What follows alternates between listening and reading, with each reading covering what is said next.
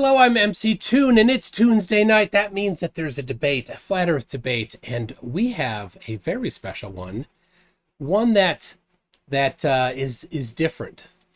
This is with Archimedes Revisited, who had posted on some comments a couple weeks ago on my YouTube channels here in response to some videos, and I challenged him to debate, and he accepted. Now the difference is that there is we have exchanged our content, our presentations. We each have two topics. We've set that. We'll get into that a little bit, but I'd like to introduce him. Here he is, Archimedes Revisited. Welcome. Thank you. Thank you very much. I am glad to be with you. You're a rock star, as far as I'm concerned. I feel honored to be here. I love the conversation that we've had before, and really just looking forward to this. This is the first time I've been on YouTube at all in my life. And so hello, YouTube world. Glad to be here. And I can't see you at all, so am I supposed to? Oh, oh yeah, hold on. I'll turn that back on. Right. I was I did the wrong thing. Hold on. There we go. Now you can see me. I hope, right? Yeah, this is fantastic, man. I'm looking forward to this. Wow. Like a real celebrity, man. You are. So, sorry. So you want to introduce yourself a little bit so people know who you are, what you're about? Sure. I'd like to say about myself and, where I come from, all that kind of stuff. So I'm a chemical engineer. I've worked as a chemical engineer. Been doing that for about 25 years now. Got a polymer science education degree and PhD candidate. Passed my comprehensives. Got the math through DiffEq and college logic and all that. And I'll put a plug in for college logic. Anybody ought to make sure they take that, maybe on a free channel or something. But also got a certificate in computer programming. So, ka-chow, from University of California, Silicon Valley. I'm also halfway through my pilot training. So I'm working on becoming a pilot, and I've had some navigation training already. So I'm not coming into the green. I got some, knowledge of what's going on with that. Really love to be a commercial pilot sometimes, so going to be working on that. I am also a science book thumping Christian. So, I love learning and I love science, and God created science, and science did not create itself. Science cannot create itself. So my postulate is that you cannot prove God wrong ever. So in his word, he writes some things you cannot disprove it. So where I'm coming from is that to find any kind of scientific modeling or whatever, my postulate is we have to comport with both the word and science. You got to have both, not one or the other. They both have to work together, otherwise it ain't right. So that is where I'm coming from. Like I say, this is my first debate, but my format preferred is kind of, formal. I just don't want to go off the cuff. I'd like to do a little bit of preparation and get some slides together on what I'm trying to get across, and take you stepwise through geometric proof, direct or indirect, and really concentrating on just fundamentals of maybe our differences. And the way I view our format here is that it is sort of like a public peer review, where, you get feedback and make corrections and improvements and come back. And not like, hey, if, here's what I've done. And, if you want to do something else, you go and do it. But this is all I want to do. I'm going to half-ass it. And no, I think this is like peer review. And so, because if you do, that's like, in the meantime, everything will be on hold as far as, what you're trying to prove. The position I'm going to be taking here is that the current globe model in its entirety is not adequate.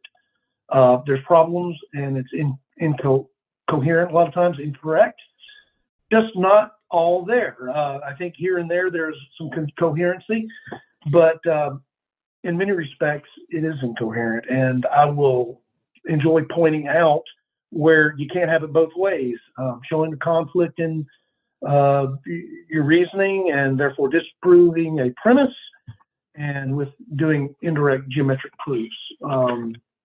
My goal is to get some material of myself together and kind of flesh out a YouTube channel and for independent thinkers and spur on debates, and so we can all further our understanding about the real situation with the world. And so that's it. My presentations that I'll be showing here, I'm going to put them in like a video format and then upload them. So I'd appreciate any subscribers and, you know, notification. And when it happens, you'll get that.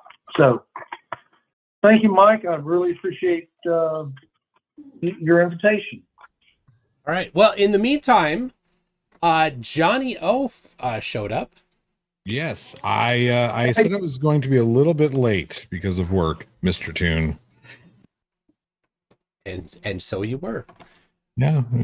So I have made him the owner of the Zoom call. It's not me. And the format is I've used before. We each have 2 topics. We present, we rebut, and then we have a discussion. And we do it 4 times back and forth. So I did not call him Johnny Oaf. If you did, you did. No big deal. All right. Well, yeah, moderator. Good job. Good job. Keep it up. Well, all right, Johnny, it's over to you. Excuse me. So sorry. All right. We've gone through introductions? Yes. Everybody's introduced themselves. We all know who this MC Toon guy is. And I'm sorry, you're Archimedes Revisited. Okay, so we're gonna have you go first with your first point of debate. We'll give you a 5-minute presentation for your evidence.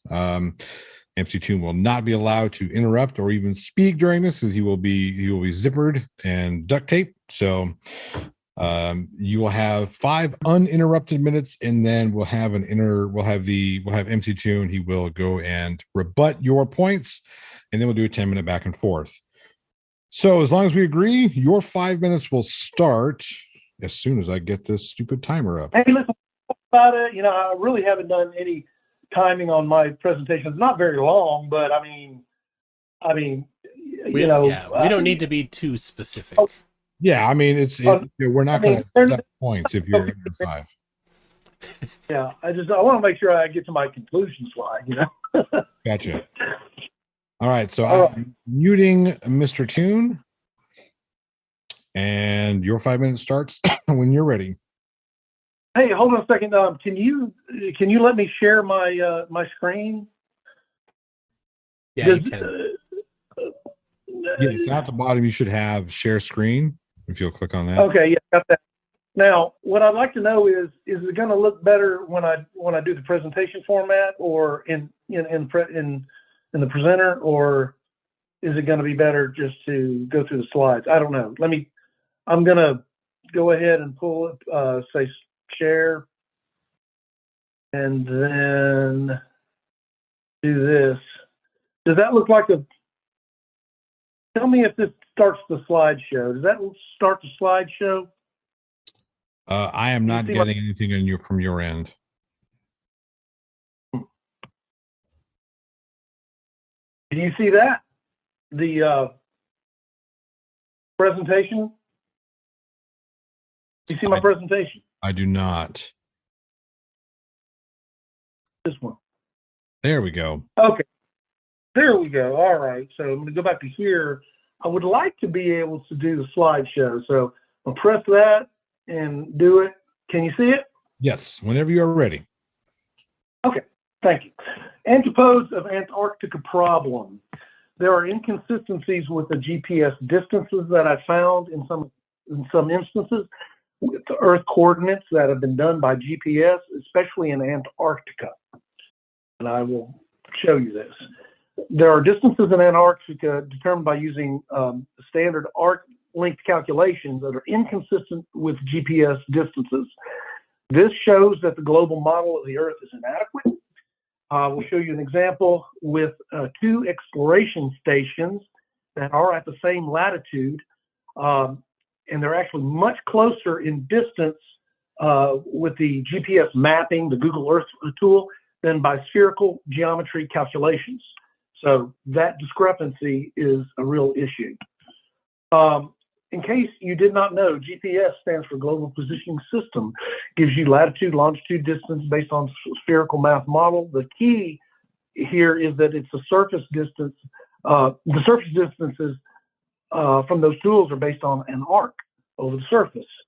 Now, in spherical geometry, you can have, and really circular geometry, you can have this arc length calculation, which is really the circumference times the fraction represented by the theta there divided by 360 degrees, 2 pi r circumference. So some cutout of that arc length is that 2 pi r times theta divided by 360.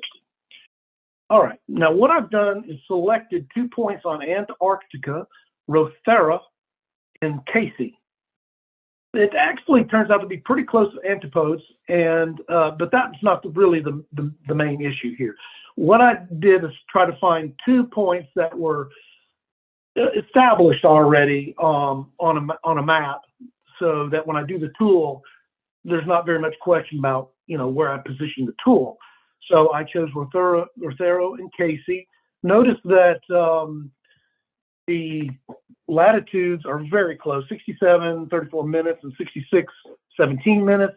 I'm going to do an average of that to then find the radius at that latitude, okay?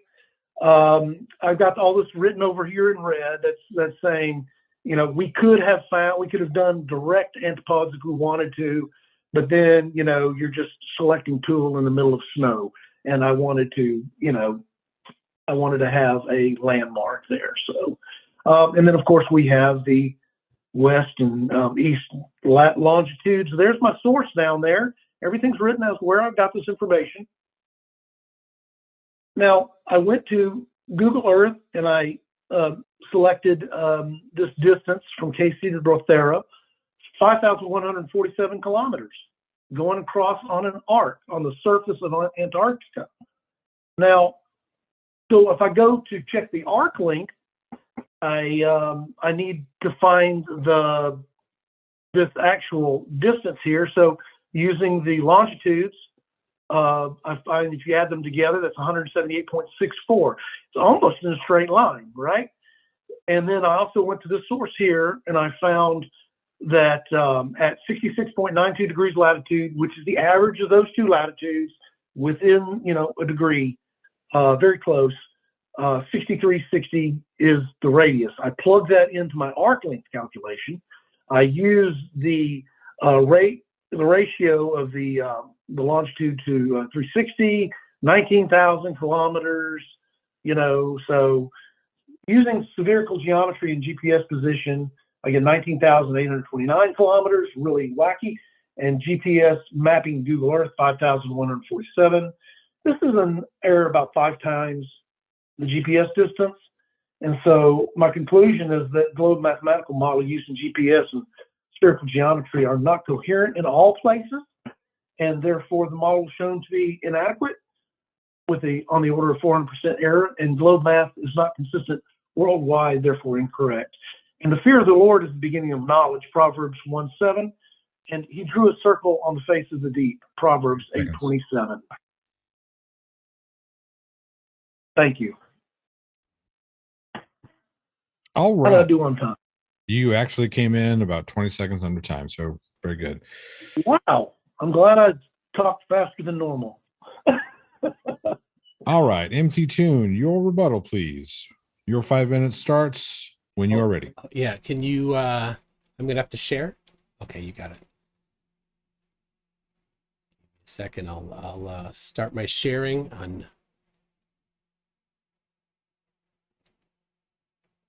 All right.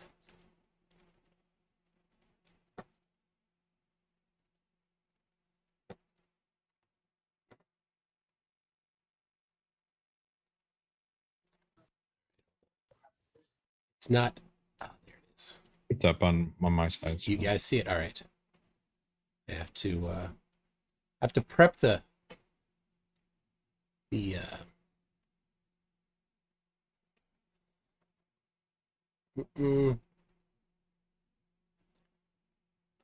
fell apart.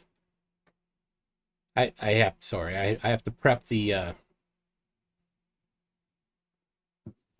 scene here in OBS. Almost done.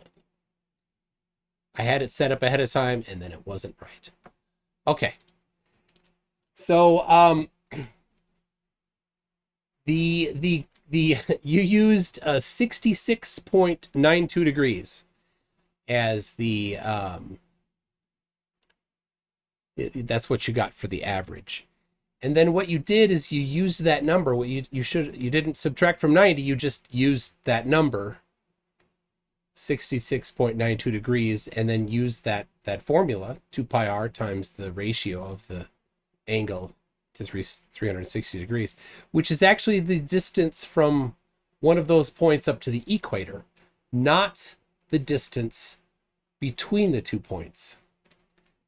What you should have done is multiplied them together, first subtracted from 90, and then multiplied them together to give you 46.16 degrees.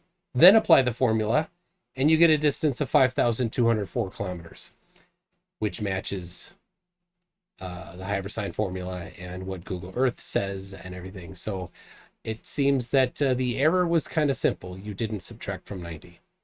And that ends my presentation. Well, all right. All right, he's muted. One sec. There we are. Should be able to unmute now. Okay, can you hear me? Yeah. Yeah. All right. So now we have 10 minutes back and forth for you guys to discuss. Let's try not to talk over each other. I will do my best to stay out of this, except if I have a clarifying question. Okay. All right, share screen. I'm going to share screen. And I'm going to go back to this. All right. Now, Mike, for some reason, you're saying that I put the radius in at 66.92. I use 66.92 to go to the source and find the radius. Yes, I found the radius. Okay. But in this arc length, no, I used the arc length on the disk cut away from the globe, which is 178.64 divided by 360. That is the fraction of the circle that those two places are on. You are completely off on what I did. 2 pi r times the radius at 6360 found from the latitude at 66.92. That's all I needed 66.92 for. Yeah. Now you included the oblateness, which is fine. It's not necessary because it introduces a small error, but I appreciate that. But it's that 178.64. Where did you get that number? That is from the longitude difference of KC and Rothera. That's the angle. The longitude distance? Yeah. KC is at 110.52 east longitude. Rothera is at 68.12 west. You add them together, that is the angle between them. They're almost antipodes. Yeah. But why didn't 180 would be. Why didn't you just use the latitudes? Because that would be on the wrong. That would be like what you showed. That would seem correct. I did not do that.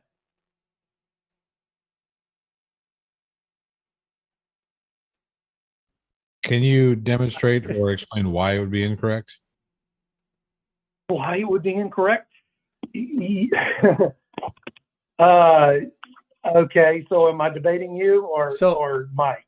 So all right, you're trying to get all right. But Mike, you're very quiet now. All of a sudden. Excuse me. I usually was right to ask lots for words, but you're at a lot of words right now. So I think I'm trying to be nice. Okay, again, one last time, I reserve the right to ask clarifying questions to keep the debate moving. It seemed to be that there was a point of contention with why you used what you used. You said it was incorrect without any explanation. I was just trying to get a point of clarification. So no, you're not debating me. However, I will ask clarifying questions. So Okay, that's really good. Thank you. to First of clarify, all, you're trying to get the explain what I did, distance. and then I'm going to try to clarify what I think my opponent is saying that I did, which is incorrect. Okay, so 66.92 is the degrees latitude. If you want to find, the radius of the Earth supposedly is different radius on the latitude, right? It's a square of balls, right? So I have to find the radius at 66.92, which is 60. All right, now, great. I got that from my arc length, 2 pi r. Now, when you're talking about finding the arc length of a circle, look at my figure. What you're seeing is the top of the globe looking down at the disk that's cut away right where Casey and Rothero are touching. This is a circle because I'm looking down on it. Now I have an arc length from Casey to Rothera is 178.64. Divide that by 360. That's the fraction of the circumference. And lo and behold, we're at 19,829.5. You got that, Mike? I do. So again, so if that's the case, then that disk. So what we're saying, you're saying is that I have a globe here, right? So you've taken a plane and you've sliced right across and pulled off a slice of the globe, and there's a disk now that's chopped off, right? Yeah, that's what this. That's what this. All right. So the radius of that particular disk, which is down here, is actually going to be the cosine of the latitude. No, look, that circle, Mike, is nothing more than a circle that I've got 2 points on the circumference of, and I want to find the arc length that takes me from Casey to Rothera. That is simple geometry, spherical geometry. It's not trigonometry here. That's why I gave you that background. The arc length is no more than 2 pi r times the fraction that exists between Casey and Rothera divided by 360. That's what it is. So you're trying to get the shortest path between those 2 points on the globe, right? Yeah. So the shortest point from one side to the other is across the curve of the globe, right? That's correct. Or are you trying to go around following one line of latitude? It's a bit unclear what you're trying to do.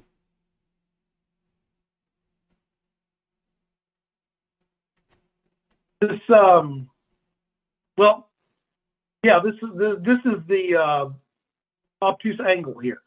The whole surface. Right. So you're trying to go not directly across the surface, then you're trying to follow a line of latitude around. So it's not the shortest path between them across the surface of the globe.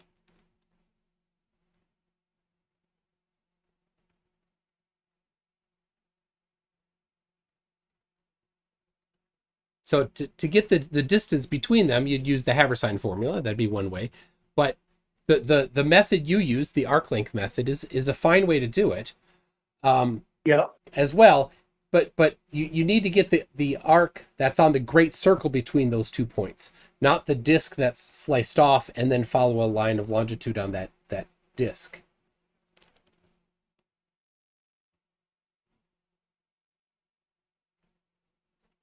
Okay, well, I'll have to take a look at it.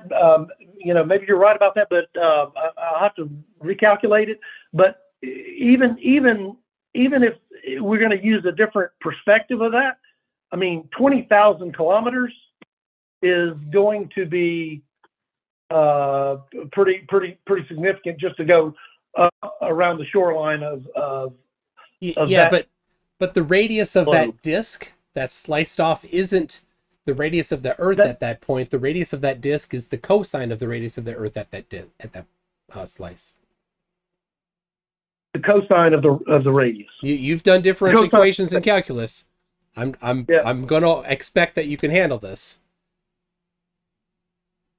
So at the equator, if you're just looking at lines of latitude and then slicing it on the lines of latitude, which is what I think you've done, at the equator, you're going to multiply by the cosine of 90, which is 1.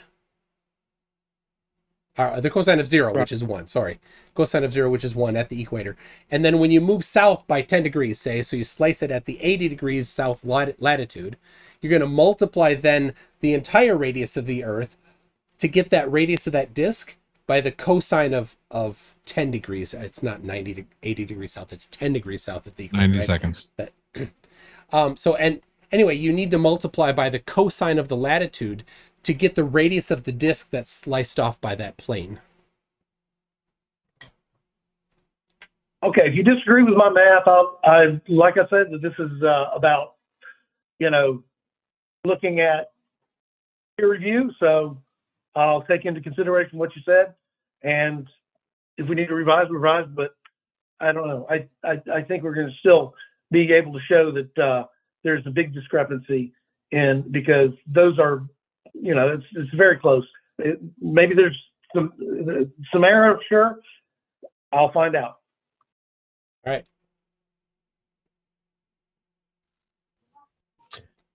Well, if we are in agreement that at this point we can move on to the next section. All right. You want to stop his share? All right. He can stop. Okay, I'm gonna. Right. Actually, I'm trying to find it. Oh, yeah, it wouldn't come up. All right, you got me off there. No worries. All right, MC Tune, your first point. 5 minutes begins when you are ready. Share. Well, we are back to spherical triangles. We didn't take much of a break from it. Let me get. So here is from Wolfram Alpha. Their overview on spherical trigonometry, spherical geometry. I'm not going to get into this much, but if you just Google Wolfram spherical triangle, you can find this. It talks about the geometry associated with it. Euclid wrote about it in his Phenomenon writings over 2,000 years ago. What I did is I took, just as a demonstration, I took this exercise ball, I put 3 strings on it to form a triangle. Just showing what I did there, put some tape, labeled each of the angles. You can see the clover in my backyard. I didn't spray for weeds. All right, so there's that. I zoomed in on each of the angles. I used the angleometer in Photoshop to actually get the measurements for each of them. 107. So each of those 99.7, 102.1, 107.9, you sum them up, you get 309.7 degrees. You subtract 180, that gives you 129.7. That is the spherical excess. When you do a triangle on a sphere, it always sums to more than 180 degrees. A triangle on a plane always sums to 180 degrees. So I'm using the transcontinental triangulation and the American arc of the parallel, which is a measurement across the entire United States on the 39th parallel. Their main thing that they were measuring was the very precise distance across the United States, and using regular long distance measurements of triangles is how surveyors do their work. And you can see here these triangles, these are on the Salt Lake Base Net in Utah. Ibapa, Pilot Peak, Ogden Peak forms a triangle. You sum the angles of that triangle. It gives you more than 180 degrees. In fact, it gives you 62 arc seconds more than 180 degrees. So about 1 arc minute more, which is 1/60th of a degree more. They did it again on this one, Ibapa, Pilot Peak, Deseret. Ibapah, Pilot Peak, Mount Nebo. These all sum to more than 180 degrees. So the fact that these triangles sum to more than 180 degrees, they don't come out to 180 exactly, and they consistently come to more than that. Page after page of these measurements all agree that there is more than 180 degrees in these triangles. Now, was it a fluke? Was it an error? Was it, is it the undulations of the surface? Well, if you take those angles and the side lengths of those triangles, you can apply a little bit of math thanks to Clive Wells, who I think is still in the chat, helped out with a little bit of a formula here. 90 seconds. Thank you for that. Anyway, here's the formula here. And what you get is you get a consistent, so I plugged in all these numbers on page 218 there, same ones in a spreadsheet. I use those, I use that formula, and we get a consistent radius of the Earth for every one of these triangles. 6,377 kilometers, 6,377 kilometers, 6,377 kilometers. And I didn't fill in this data yet here. That's why there's all these divide by zero errors. So that's what we see with when you look at triangles on the surface of the Earth. There you go. All right. Archimedes, you have 5 minutes to rebut when you are ready. Okay. Thanks, Mike. I really like our process of sending each other our material. You mentioned that earlier. It's sort of like a legal thing, like the legal world where we can have discovery. I'm going to say this, and then, hey, take a look at it. So I sent you some slides with, several slides, and, that you can pinpoint. And bless your heart, you send me a ancient book with 1,000 pages of very small words and data. Like I figured about no less than 250 million pieces of data. And so I started looking into that, and it's like, okay, I'm supposed to see if there could be an error in any of this technology, but I didn't get any of those slides, those beautiful slides and spreadsheets that you just showed. So, I have no time to look it over and see if you might have had some errors. So maybe you could send me those. But I'll tell you this,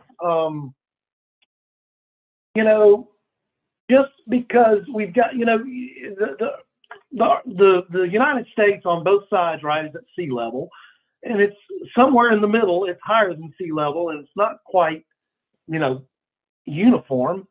There is a dome-ish effect of our land because we have higher elevation in the center of our country, near the center.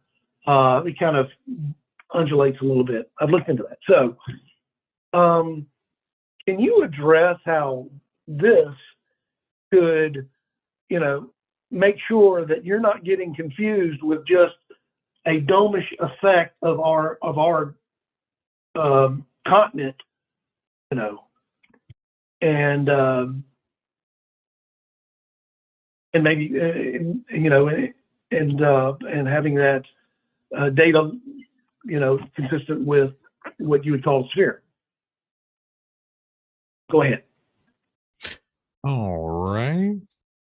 Let's get this thing back up here, and I guess we'll skip right into the 10-minute open discussion on this point whenever you gentlemen are ready. All right. Well, yes, I did not send the full details. And I told you, and you probably can think about why. There have been multiple times that I have sent over full presentations to people, and they didn't show up. So the history has informed me that it might be wasted effort. So I'll give you that I did not send everything. I think in my email I said that it was going to be starting with the measurements on page 218 of that PDF, which is I only use measurements from page 218. I said that I would be showing how spherical triangles work on an exercise ball.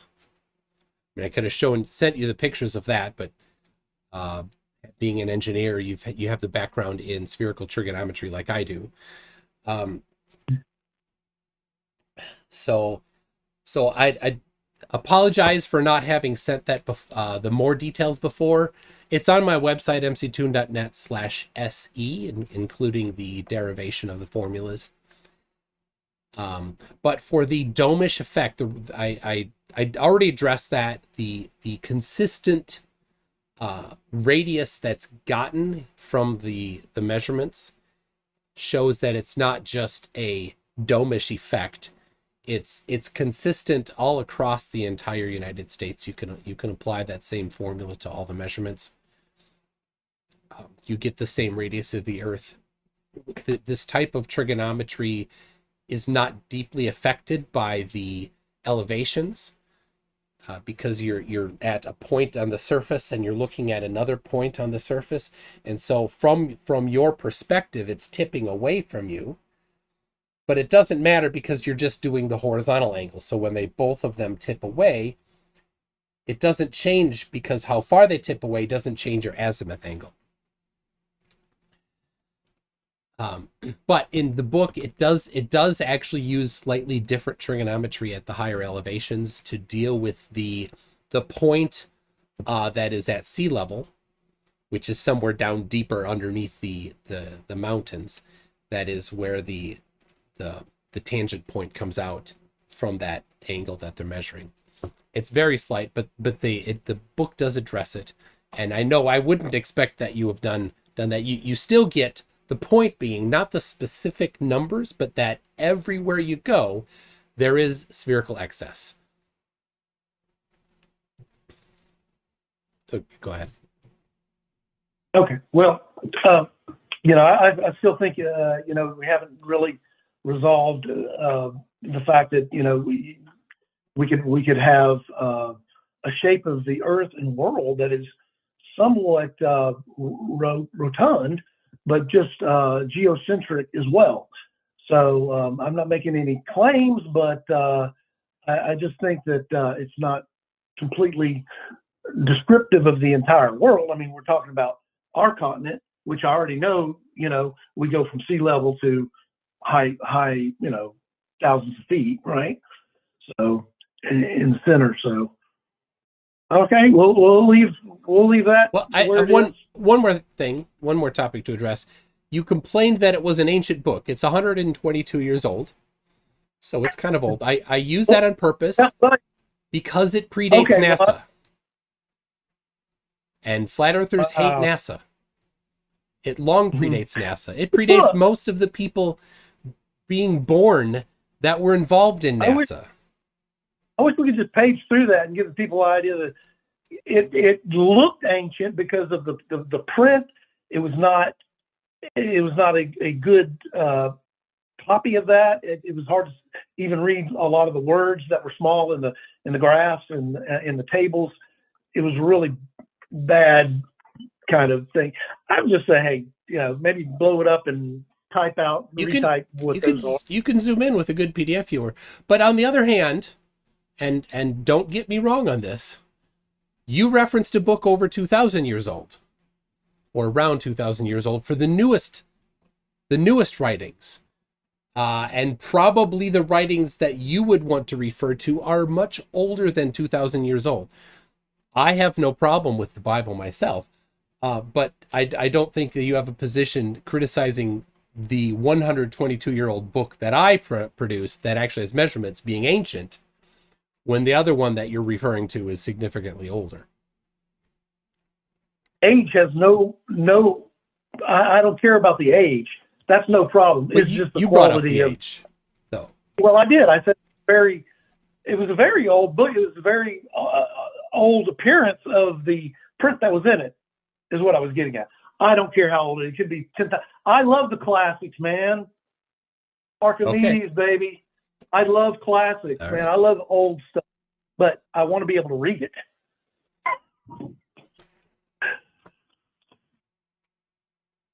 No problem. That was just that's just commentary. All right. I got another one. Yep. Okay, so we're ready to move on to our second points. All right, let me try to share screen. Archimedes, when you are ready, your time will begin. Okay, I'm going to do a slideshow. That's right. Okay, the title of this one is "Playing on a Tangent Problem," or you can't walk to school uphill both ways on the same path. That is, showing the untenable position of a declining horizon. If you take an aircraft and you fly out in a tangent plane to the Earth, and you use neutral trim controls, it's said to be above the Earth at a certain distance out due to the horizon descending. The horizon is going to go away. And when the problem is, when this aircraft flies back on the same plane, you have an untenable dilemma existing where the aircraft either achieves a higher elevation as the horizon descends yet again in the reverse, because the horizon always descends as you're, coming across, and that pushes the Earth downward as it flies back and forth in the same plane, which is totally ridiculous. Or while retracing its path in the plane, you'll say that the Earth rises to meet the aircraft, which is contrary to what it said about the horizon descending. Okay, so as you're going straight. So the background on this is airplane trim. This is on the roof of one of the planes that I train in, and it says, neutral there. This is the elevator. It's old style. There's newer ones, new mechanisms and digital controls and so forth.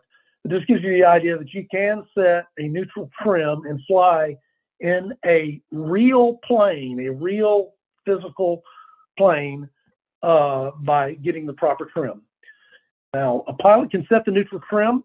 It flies in a tangent plane, or level. I'll use the word level. I hate to do that, but over a perfectly flat surface. So this is fine tuning for the nose pitch. It can be accomplished very easily and precisely with modern controls. Now, if we need to, we could say, hey, this is a way we can experimentally determine where the setting needs to be to make sure that I do fly in a level straight plane over a flat surface. I can fly a distance over the salt flats of Utah between two landmarks using an altimeter to ensure that the starting point and the ending point of those two landmarks are at the same altitude, but just periodically adjusting for neutral position. And you just physically or digitally mark those neutral settings, noting the margin of error and so forth. The actual altitude doesn't matter. We just want to make sure that we know the setting to go tangent to the Earth at a point. All right. So this is my geometric proof for refutal of globe Earth. It's indirect, so we're going to accept the premise of the globe Earth and then show how it's an untenable position. All right. Here is a figure of the Earth, point P on a tangent plane. My premise here is that there exists a tangent plane to the Earth at any given point P, such that over a sufficiently long distance, we will say, from that point, the surface of the Earth descends in all directions away from that tangent plane. And we're going to say the assumption here is that you go 5,000 kilometers, that's sufficiently long to validate this premise. How, obviously it should be, it's at least 1/8 away around, or close to 1/8 away around the world. And we're also going to say our reference path is over water. And we're going to prove that the globe model is not coherent with geometry and understanding of flight controls and so forth. So my first statement is that I'm just going to use the premise and say there exists this tangent plane.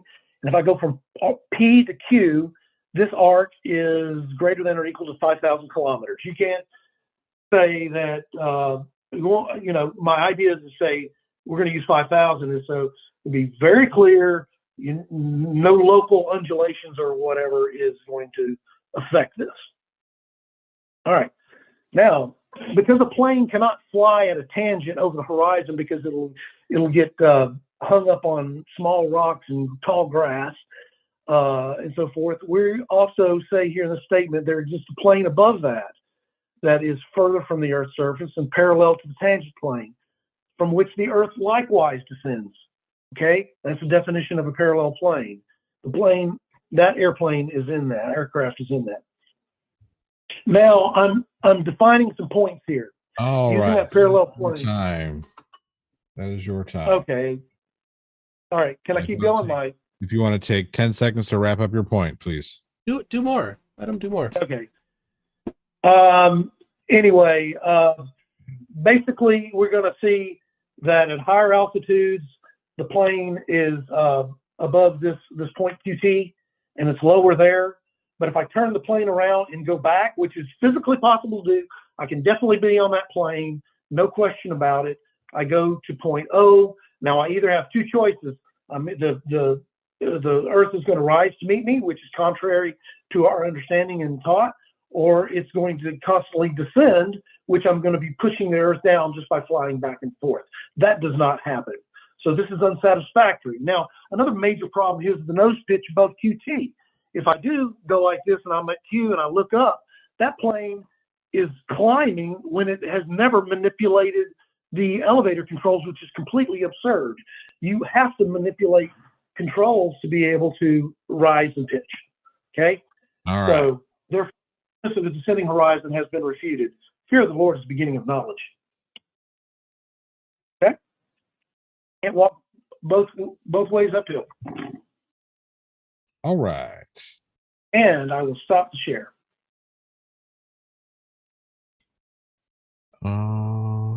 Mr. Toon, when you are ready for your rebuttal. Let me set this up.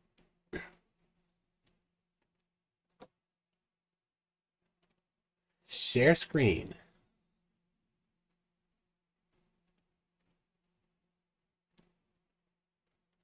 All right. Well, the nice thing about talking to an engineer is I can go for math, and they're not going to glaze over. Most flat earthers can't do math.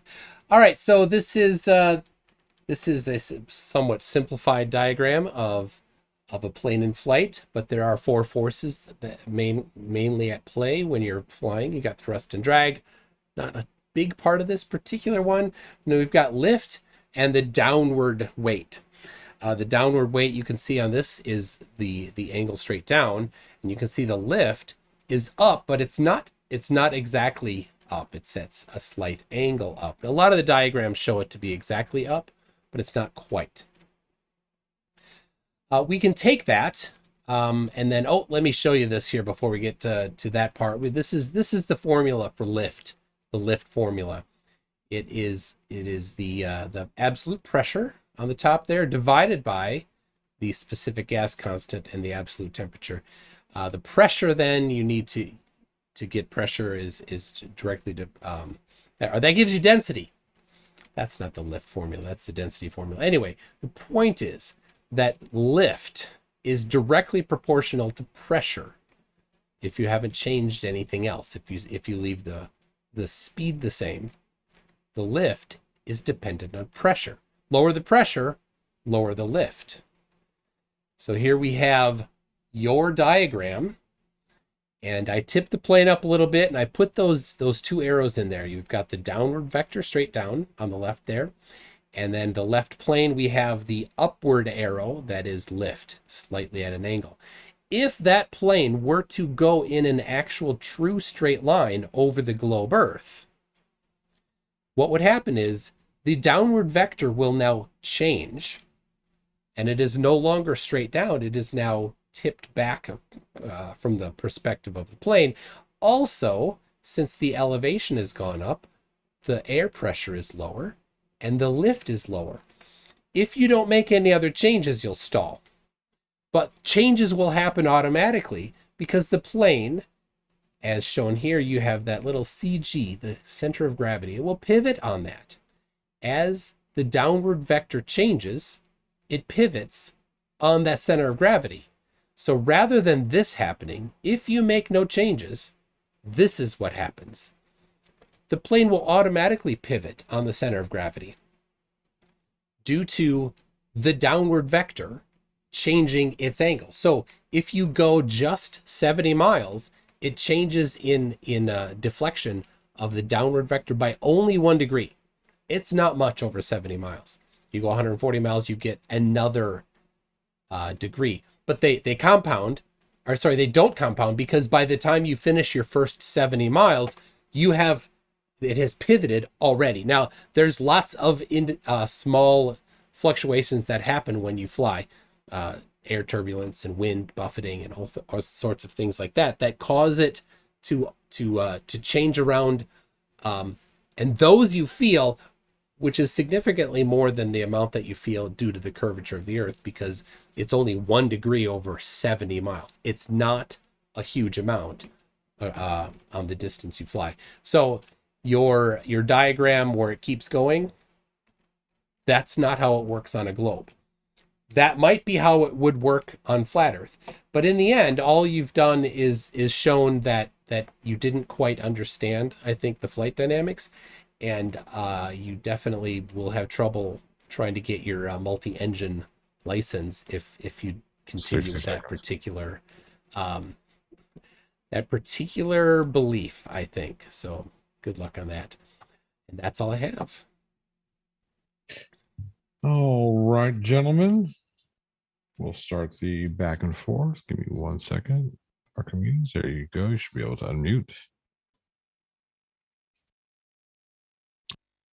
Okay, thanks, Mike.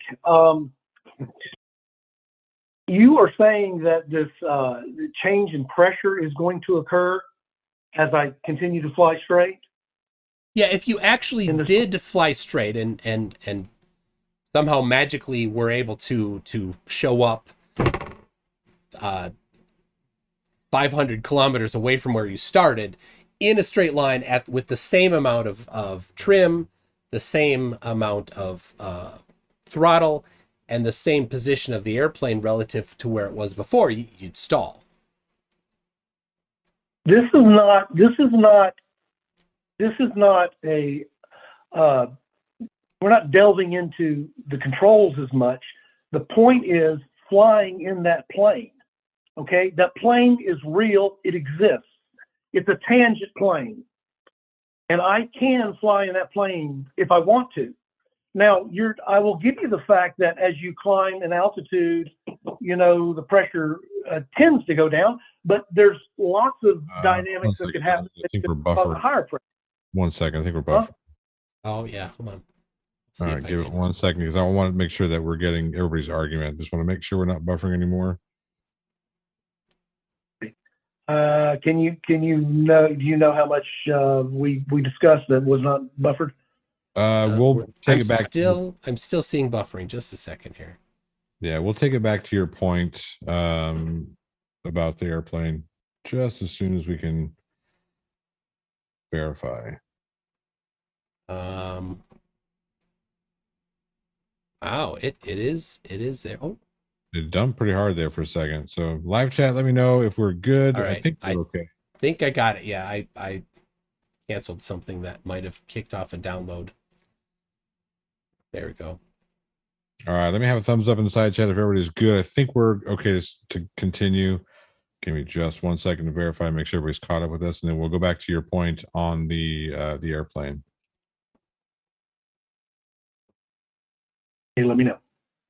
All right, we are good to go. Archimedes, if you'll start again. Thank you. Okay, thank you. Mike, this does not have to be an indictment of the controls keeping us in a plane. The point is, are we on this tangent plane, which we can be? It is a real plane. It's tangent to the Earth, so we're going to go parallel above that so we can fly. And, I'm going to, and I will give you the fact that you can experience many times a reduction in pressure as you gain altitude. But that doesn't, I mean, there's a lot of factors that go into that. And, you know, there's no telling what issue may be at play, the temperature, the humidities and things like that, to know exactly what could happen with that. I mean, you'd have to make assumptions and do that math on it. But so basically, if we stay in this plane and it's a tangent plane to the Earth, okay, I'm not trying to climb. I'm trying to go out straight. But you have to climb in order to stay in that plane. If I do, what will happen is I'll manipulate the controls, but I won't climb. I will stay. I will continually pull back on the yoke, okay? But I'm actually going to stay straight in the plane. But yeah, but you also have to increase the throttle because the lift is going to go down because pressure is going to go down. So I can make sure I stay in that plane, all right? So, I mean, you know, and then if you turn back around and go back to the same exact path, hey, the Earth's got to climb. And you're going to decrease, but you're going to decrease in elevation as you go back the other direction. Right? Okay, so we're, I'm trying to kind of convince you two here. This is also for the public and our listeners. And so, I think I've made my case pretty well. All right. Well, yeah, I say that if you want to maintain on the globe, if you want to maintain that same straight path on the plane, the geometric plane, not the airplane, you will have to have to modify your controls. If you just set your trim and throttle and just leave it and fly level flight, it will maintain consistent elevation over the globe Earth. But now at point QT, which is in the tangent plane, it's above point Q. That's what QT was. I'm at a different elevation. A different elevation, right? Yeah, you would be. I'm just going to turn around and I'm going to fly in a parallel tangent point to that, and I'm going to push the Earth down because it's going to fall away. But if you retake your original path, you will lose elevation as you go back to your original point Q. Well, that's contrary to what you say.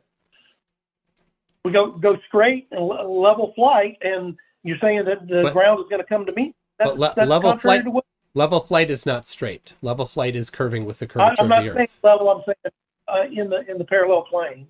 Okay, but you can't leave your trim and throttle consistent and stay in that level plane. There's not that level plane, that flat plane. You won't be able to maintain it. So you have to increase throttle and adjust your trim to maintain that heading, and it will increase your elevation as you go.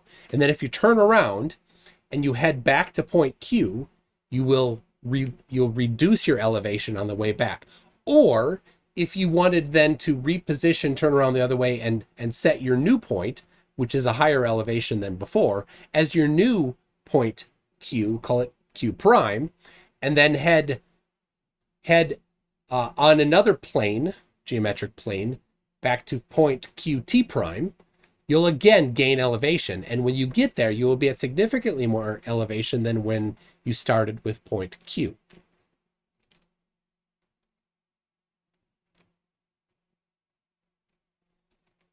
So flying back and forth in a horizontal plane, I push the Earth down and I gain higher altitude. Let's move on to the next one. Let's go ahead and do the next one since it's getting kind of. All right, Mr. Toon, you have 5 minutes. Hold on a second. Can you do some jazz flute? Jazz flute. Hold on, I have to pull up the website. Do your thing. It was how's everybody doing tonight? Everybody having a good time? We learning a lot? I hope we're learning a lot. There's a lot of numbers being thrown out, a lot of math. I didn't realize that I needed my calculator for this debate, but come on, Johnny, You don't have a calculator. What are you talking I about? don't have a calculator. I have an abacus. We can nerd out on calculators here.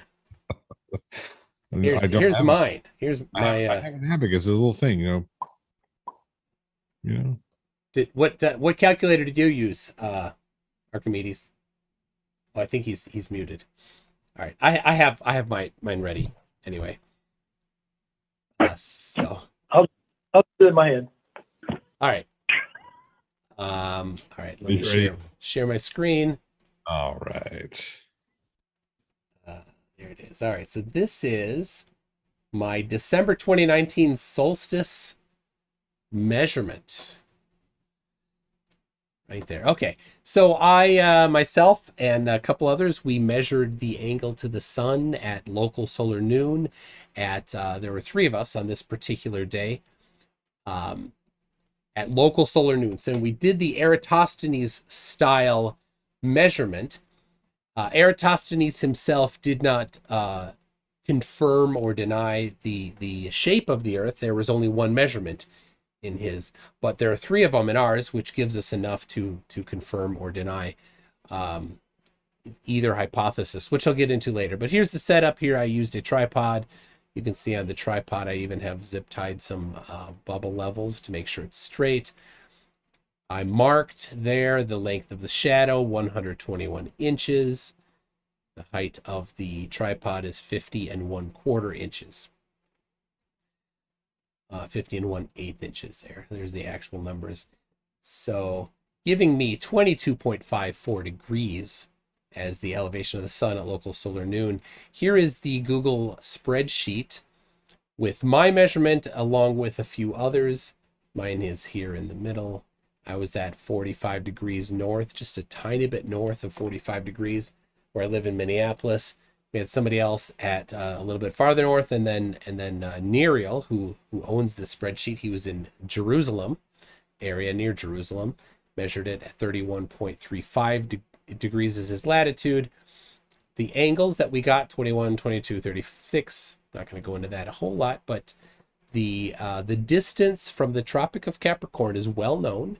It is simply 60 nautical miles times the difference in latitude between them. 60 nautical miles per degree latitude is absolutely fundamental distance for celestial navigation that's been used for centuries. Nobody ever refutes that. So the distance between where I am and where the sun is at that moment is well established. The sun elevation for flat Earth, so we just triangulated the elevation of the sun because we know the base, that's the distance between your position and the Tropic of Capricorn, and you know the angle to the sun, which is what we measured, and then of course it's a right triangle, so we have angle, side, angle, so we can solve the triangle. Each of these 3 different numbers is the elevation of the sun on the same day. The elevation of the sun on the same day, presuming flat Earth, is different, drastically different. All of us then we presume that the sun is very far in our hypothesis, and we do the Eratosthenes math, and we get consistent radius of the Earth measurements. And here we have the distance, the difference. We've got 29% difference for flat Earth between the elevation of the sun, and all of 0.4% difference for the radius of the Earth for the 3 different measurements. Now you can do this measurement any day of the year. It's easiest on the solstices and equinoxes because we know where the sun is. It's above the tropics and the equator. I've done it on all 4, same results on all 4, different spreadsheets for all of them, but I only wanted to show one particular so it didn't overburden you with a whole bunch of different ones. So the hypothesis number 1, that the Earth is flat and that the sun is local and somewhere above it, and we can just then triangulate the elevation of the sun. We find a significant difference in the elevation, falsifying that hypothesis. Hypothesis number 2, that the sun is very far away and that the Earth is a sphere. that gives us the ability then to measure the radius of the Earth using just those angles in trigonometry, and we get a large agreement between them. The hypothesis is confirmed. There you go. All right, Archimedes, give me just a second, and you will have 5 minutes to rebut as soon as you are ready. All right. First, let's talk about the rays. Can you hear me? Yes. I'll address this. The visual appearance of the sun and the sky, and also rays. The parallel rays are said to be the foundation of both the Archimedes type measurements, and of course of the seasons. So there's a very beautiful picture, right? The sun and the earth. It's totally, simplified and ridiculous, actually, because it's totally wrong. And it's not wrong because I say so. It's wrong because, you guys say so. This is in ridiculous proportion to the earth. The sun is gigantic. You've seen other representations where the earth is tiny. So really a tilt doesn't really matter as far as what gets the light density that strikes the earth. Okay.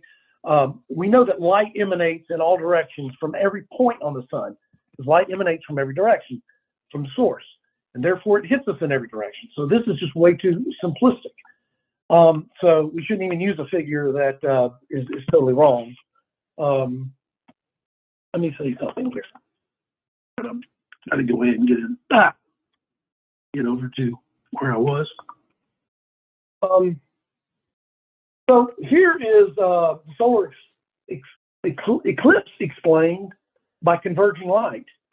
Wow, we have light from the top of the sun and the bottom of the sun coming in to hit the earth. Now, if these rays were parallel, there would be a massive blackout of solar eclipse on the backside of the moon. It's not, it's just a pinpoint, okay? And it's explained by converging light rays. But, okay, why all of a sudden we don't have parallel rays? Crazy stuff. So, you're busted. You can't have it both ways. This is a more realistic depiction, as crazy as this looks. But it is just showing you that these rays are just coming from everywhere, and how small that Earth is. A little tilt either way, it's only going to expose that area more to other rays that can fill in that land area. So a close-up is, showing all this massive conglomeration of rays coming in different directions. And this is consistent with the eclipse. So basically, this refutes the parallel rays for Earth radius calculations and for changing the ray density in the seasons even. So like I said, we're going to just use the tilt and get more direct rays. Now, an argument for the parallel rays is a depiction like this, where you back way out and the sun is real small now. So yeah, those rays tend to look like they're coming in parallel for sure when you're backed out that far. Okay, so, but that's not really what it is. There's too little detail to the earth, and then your choice of red arrows, make it look that way. Zooming back in, it's this. Therefore, the globe theory is totally inadequate, incorrect, incoherent, needs revision. Polarized sunglasses working in any direction. Therefore, light rays are coming in from all directions. Right? Thank you. All right. Get you in, Mr. Toon. We have 10 minutes for open discussion when you gentlemen are ready. Were any of those drawn to scale? No, nothing's drawn to scale. We couldn't fit it in my room. Okay. So you're mocking angles of light coming in where they were drastically different from each other, suggesting that the Earth is incredibly close to the sun. wasn't correct, right? No, Mike, I am using what you're telling me, that the Earth is small. I didn't tell you any of these things in my presentation. I just hypothesized that the sun was very far away. I did not require that the rays be parallel. I just required that the sun be very far away. It is known that the premise of the Eratosthenes experiment, Eratosthenes. Yeah. I wonder if those guys way back then had trouble speaking that name. God dang. Anyway, the whole premise of that is you've got parallel rays coming in. And I'm saying, hold on a second, your whole system of belief here is not entirely correct, because we know that there are rays coming in all directions from us. When I look up and plain polarized light gets filtered out and I see polarized light in any direction that I look up, even when I'm looking around, not reflected, I know that light's coming in for all directions. I don't know why you'd think that polarization makes any difference. It has nothing to do with it. It makes a difference when I say that I'm looking around in all directions and still see it. That means, yes, the wave is vibrating and all that, and the polarization makes it come in one plane, but I see that plane here, no matter where I look, up, down, around, backwards, we're getting flooded. Light is not coming in parallel. It's coming. But I don't know why you brought up polarization. Polarization and parallel are completely separate. It proves the point that the rays, it gives more proof that the rays coming in are from all directions.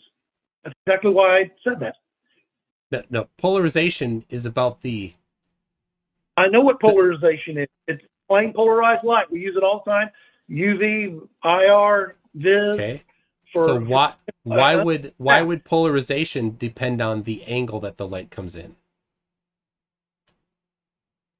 Because if it's only coming in one direction and I see it, okay, but no if it's matter coming where I from look, if it's coming from one direction, it can be polarized in any way, any position.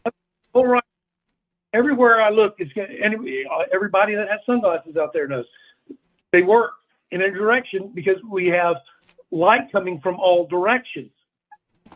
Yeah, but I'm still not seeing why you think that the direction that light comes from has anything to do with the polarization of the light.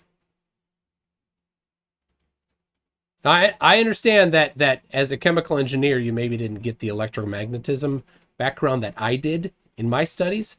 And so maybe that was something that you didn't get. But polarization has nothing to do with direction.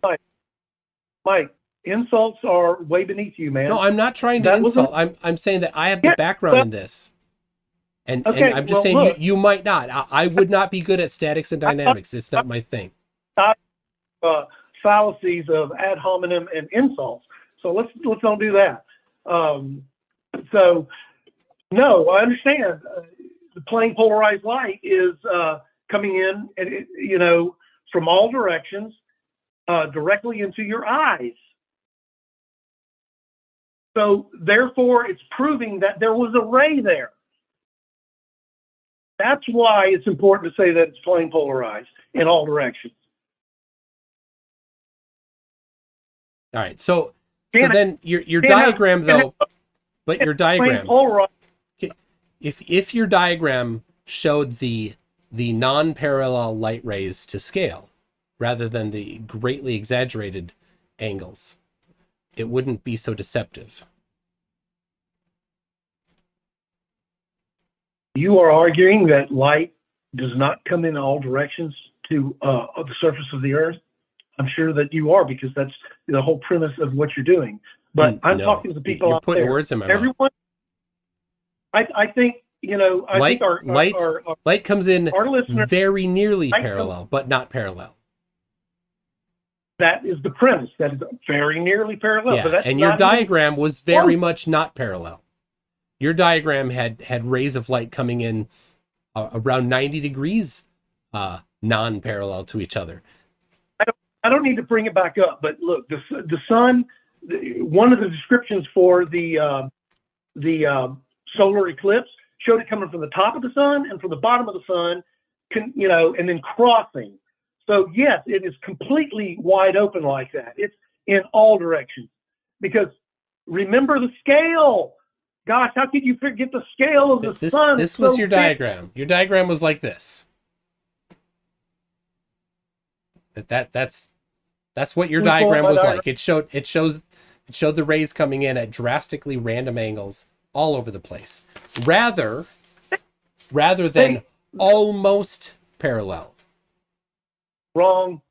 Light emanates from every point on the surface of the earth in all directions. And by the time, at the distance we are from the sun, could have covered my screen with all directions. You wouldn't have been able to see anything. So I kind of did the best I could. But the light from the sun doesn't get to us if it went off in a different angle. We only get the light from the sun that aimed towards us. And so, yes, they are not parallel. They are very close to parallel. You say aim toward us as if it's only in a virtual straight line, almost parallel. But I submit that it's aimed toward us from various points on the sun, which is gigantic. Yeah, and far away. Compared to the Earth, they're going to come in at different angles. And everybody knows this. And I submit again about the film, the polarized film that can block rays only in a plane, but you see it in every direction. That is not close to being parallel, sir. But again, polarization is independent of the direction that the light ray travels. It is material to my point that rays are coming in all directions.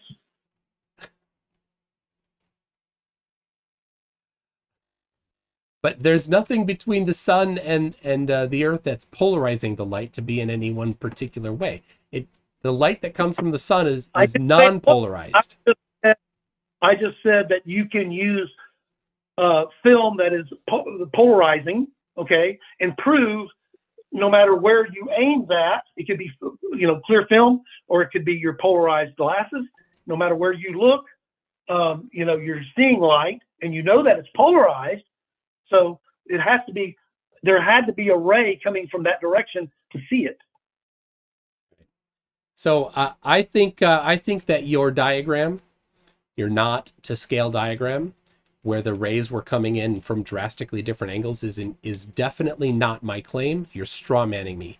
So that is not my claim, and there's no need for you to strawman me. That's not how the Earth works. That's not based on how far the sun is away from us. So if you got your drawing to scale, then maybe we could have a better conversation about it. But as it is, you're strawmanning me. My drawing is more to scale than the figures that you can look out there on the internet right now and see that explain this parallel light supposedly that's coming in. And so therefore we have a problem. So you say, but that's not my model. That's not the model of the globe. The model of the globe is that the light coming from the sun is very close to parallel. Right. So it's a straw man. Okay. Mike Toon is not strawman. Mike Toon has submitted that this experiment of yours, your design, you did this, and it's based on light coming in parallel. No, you did not. I never said that. I said it very far away. That was the hypothesis. Very far away.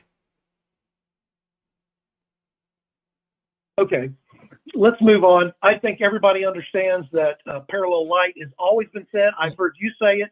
I think that's a fair point when he says that, when MC Toon says that you are misrepresenting his argument, and that there's a point of contention between this. So I think it's a fair point to address, to make sure that we're actually addressing each other's argument there.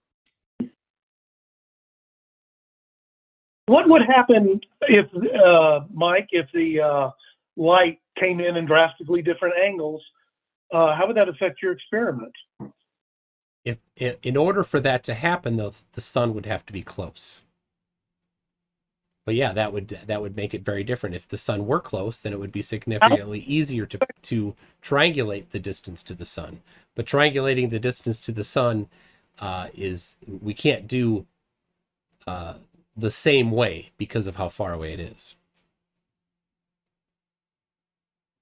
Listen, you use parallel rays when it's convenient. You have to use that as the premise. I know that. Very nearly parallel. Please don't straw man. Very nearly parallel. Okay. Convergent rays are used to explain the solar eclipse, but when you look at that, where are all the parallel rays? Okay, you use they're nowhere. There are no parallel rays. They're very nearly parallel. Yeah. Well, why did they draw them converging? That's the only way you're going to get a pinpoint. It's a not to scale diagram. I don't care how. I understand how to read a figure. We're showing that light's coming in from different directions in the sun, crossing over the moon, and causing a pinpoint solar eclipse. This is the way your side explains, the global side explains. Yeah, the umbra penumbra is the result of the rays being not exactly parallel. Okay. Yeah. All right. No, not exactly. Completely unparalleled, like this. No, very close to parallel. Very nearly parallel. And because the moon is also quite far away, that very nearly parallel is slightly off enough to give us the umbra and penumbra. All right, let me move on to the sun elevation. These three different people all across the world, they're looking up at the heavenly body of the sun, and they're seeing different elevations, right? Different levels. Yeah. Is that right? Different levels, some low, some real low, some real high. And they're looking up through what? Through the, say it, atmosphere. Yes, you said it. The atmosphere, of course. And when these people look at the sun through the atmosphere at different elevations, they're looking through the atmosphere of thicker and thinner atmospheres. Okay. MC Toon, have you ever heard it said that the atmosphere acts like a lens? Maybe you even said that. I have heard that, yes. Okay, well, perhaps we can think about this. Do you know about lenses and how they work very well? I do know how the atmosphere does affect light as it passes through. And it's not like a spherical lens, it's like a horizontal lens. Okay, is that like a concave lens, a convex lens, a compound, a complex, like bifocals, low-powered reader, or like one for somebody with astigmatism? None of them. Like a horizontal lens. So none of your list is it like. So does it always act like a lens? Yes. It always acts like a lens because there is always air between us and the air is always inconsistent. Right. And, as we see the sun in the east, when it's rising, a lot of times it's a lot larger. Okay. In the west, lots larger. That's the lens effect. Right? We see the sun near the horizon vertically compressed, but its width is very close to the same width all the time. Really quick. Okay, so real quick, we've got about 10 more minutes ish. We've been over a few minutes. We want to take 10 minutes before we get to some Q&A from the audience, and then we can go from there. Sorry, gentlemen. Okay. Well, here's my point. The atmosphere behaves like a lens. You said it.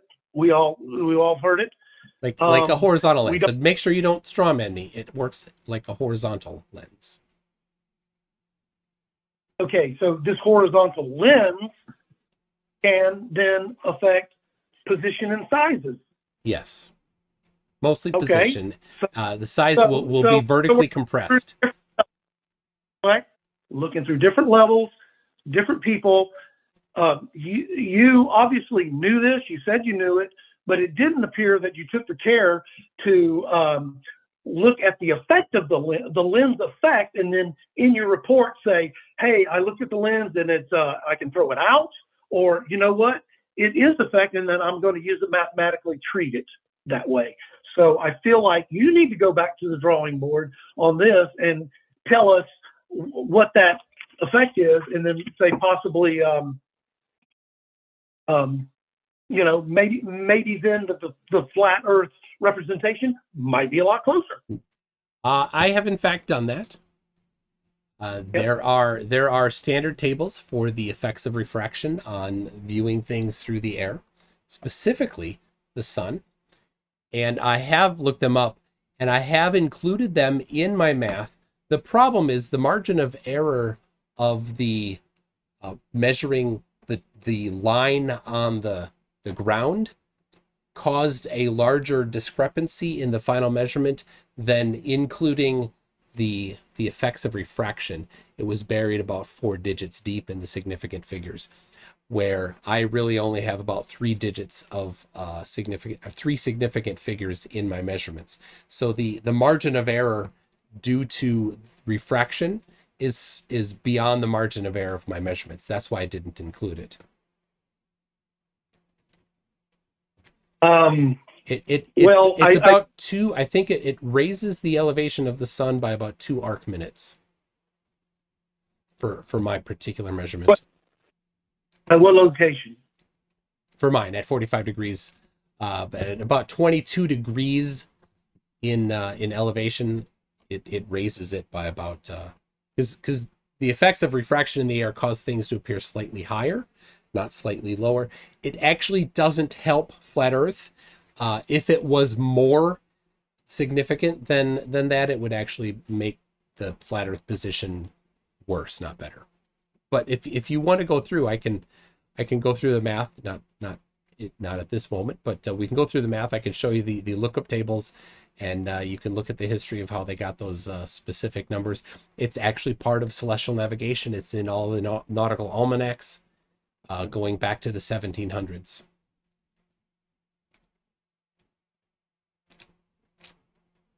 Okay, very good.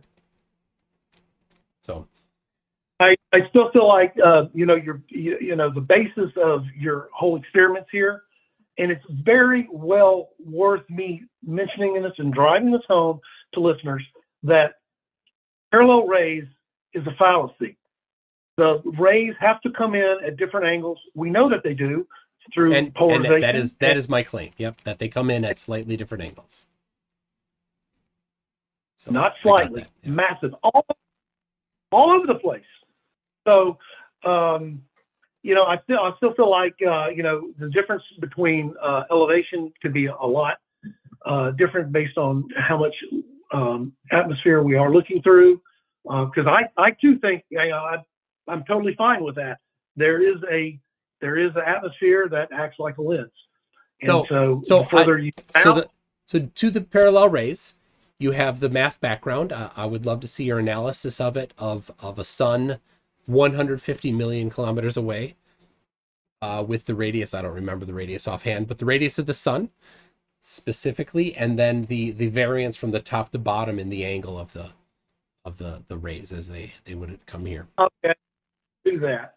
We can both handle that math. So not me saying, hey, this is the way the world is. But you saying this is the way the world is, and the Earth is very, very tiny, and this thing is gigantic. I don't care how many millions and zillions of miles away it is. The light comes from all directions. I don't know why I would do that. There's nothing in space to make it just drastically change angle. Okay. All right. I think we've exhausted that. Okay. Seems like we are kind of going round and round globularly on this point. So if we have a different point of contention, we can move on to, or we can get to the Q&A. Totally up to you guys. I think we've finished up our stuff. Are you good? Okay. We can see if the audience has anything. So I've got one question that came in. What would happen if pilots actually nosed up during flight continuously? They nosed up continuously. To me, they would stall eventually. If the plane actually did go like this, you would stall and pick back up and go again. I think it was more of a gradual, not like a extreme nose up, but just kind of a gradual nose up. I believe that was what the question. It doesn't matter. Eventually, eventually you'll have a high enough attack that it'll stall. Yeah. At some point, you won't have enough air to lift anymore. And then we'll hit the dome. That was just a joke. How high's the dome? How high's the atmosphere? You tell me first. I can never get that. There is no specific edge of the atmosphere. Any particle that used to be here and is somewhere out in space is the atmosphere. Nobody knows how high the atmosphere is, because when you get to the border of the atmosphere in space, you can't handle it. There's no exact border, of course. Yeah, the Kármán line is arbitrarily chosen at 100 kilometers as a calculation that Mr. Kármán did to say, at this point, I don't think that lift-based flight will work anymore. So. All right. Yeah, I mean, I get to find it amusing now. You can never get that kind of straight scientific answer.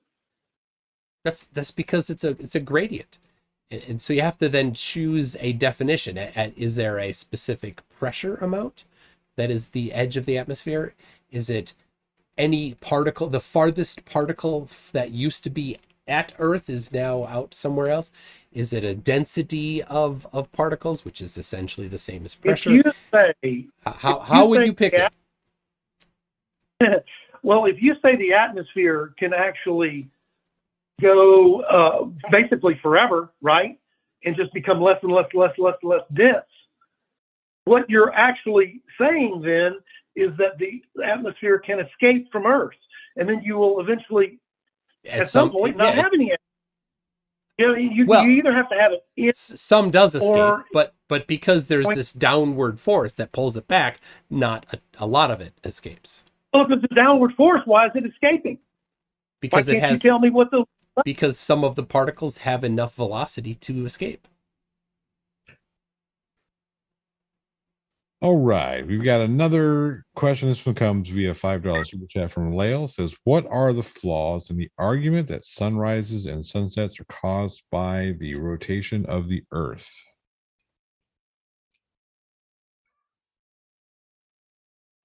One more time, please. Sure. What are the flaws in the argument that sunrises and sunsets are caused by the rotation of the Earth?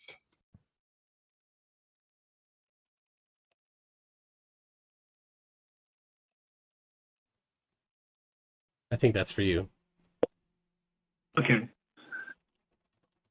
I really don't, I'm a different kind of person. There are some things about the structure of the Earth, I believe, are somewhat similar to the globe, but somewhat similar to traditional flat Earth. So I don't have a comment on this. All right. Timbo Turtle says, at MC Tune, if the light comes from all direction, why do we have constant shadows? It's true. Clearly, the fact that shadows in the sunlight exist tells us that light isn't coming from all directions. Wrong. It can still come in. Shadow is not completely dark. You can still see. Okay. Shadow, yeah, you got major parts coming in from the sun. Okay, causing a shadow, but a shadow is not complete darkness. I would ask for a little bit more clarification on that, simply from a filmmaker's background, being a gaffer. When I light a certain subject, if I need to remove shadow, what I do is I put a light in the opposite direction, therefore filling in that light source. And it seems that your argument is that light comes from all direction, which would assume that we're having that fill light come in, which would negate the shadow. Just because of the description of your digital software that says add fill light and it does what you want it to do, that is what has been programmed to do. However, if you sit under a tree in the shade, you can still read a book. Digital software? No, I'm talking about actual taking a light source. It's not digital software; it's an actual light. Okay, well, when you have a light, you take a picture, right? But then you're going to process that picture and you're going to add more light to a shadowed area. No, Is no, that no, what you're saying? no. What I'm saying is when I'm on a film set and I'm capturing, I'm trying to light a scene, so to speak. And the director of photography comes to me and says, "Hey, we've got excess shadow over here that we need to get rid of." What I do is I take another light. It's called my fill light, and I fill in that shadow to remove that shadow. So therefore, we're having angles of Yeah. light, which, based on what you're saying, is that light rays come in from all different angles. How would we have shadow if that were the case? I'm just curious. Okay. So we're still compatible here. You have added, with the fill light, you've added more light to where there was a shadow, but there was not a complete absence of light. You see the difference? I think, again, I think the question is getting lost here. So Mr. Unite for the G-Win is, oh, hang on a second. He's asking a question, or he's making a further point on this, is if light came from all directions, there would be no night.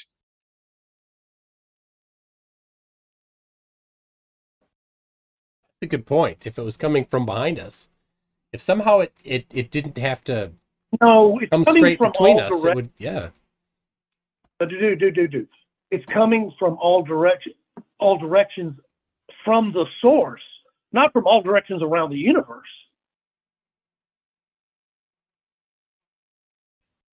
That's the difference. I mean, that question is, please. It That's doesn't. not. I don't know why you think it's supposed to come in from different angles drastically. It doesn't make sense. Light emanates in all directions. God, go to your freaking physics book and know that. Now, Don't tell me to go to physics book. It won't get your support in there. if you want one direction, you get a laser. You get plain polarized light. If you have a light bulb, it's going in all directions. The sun, every time there is a chemical reaction that makes that light, it's pushed down into the sun, around the sun, everything. Okay? It's coming, and that little explosion forces photons this way, that way, this way, that way, and we catch some of them, and our little planet, whatever, gets hit in multiple places from that one photon. Not from that one photon, but that one area that we could talk about. So there you go. Yes, light emanates from all directions. You can still have night and day. It emanates from all directions from the source. That's the difference. All right. So Earth is Life for a $10 super chat says, how are there flights from Johannesburg and Sydney that only take about 12 hours? Wouldn't they be on opposite sides of the flat Earth? Look, when it comes to flight plans, don't waste your time in this, no matter what side you're on. Flight plans and flight controls can be changed at any time by tailwinds, headwinds, throttle controlled by the airplane, by the pilot. These flight plans are in no way a scientific experiment. Now, you could do that.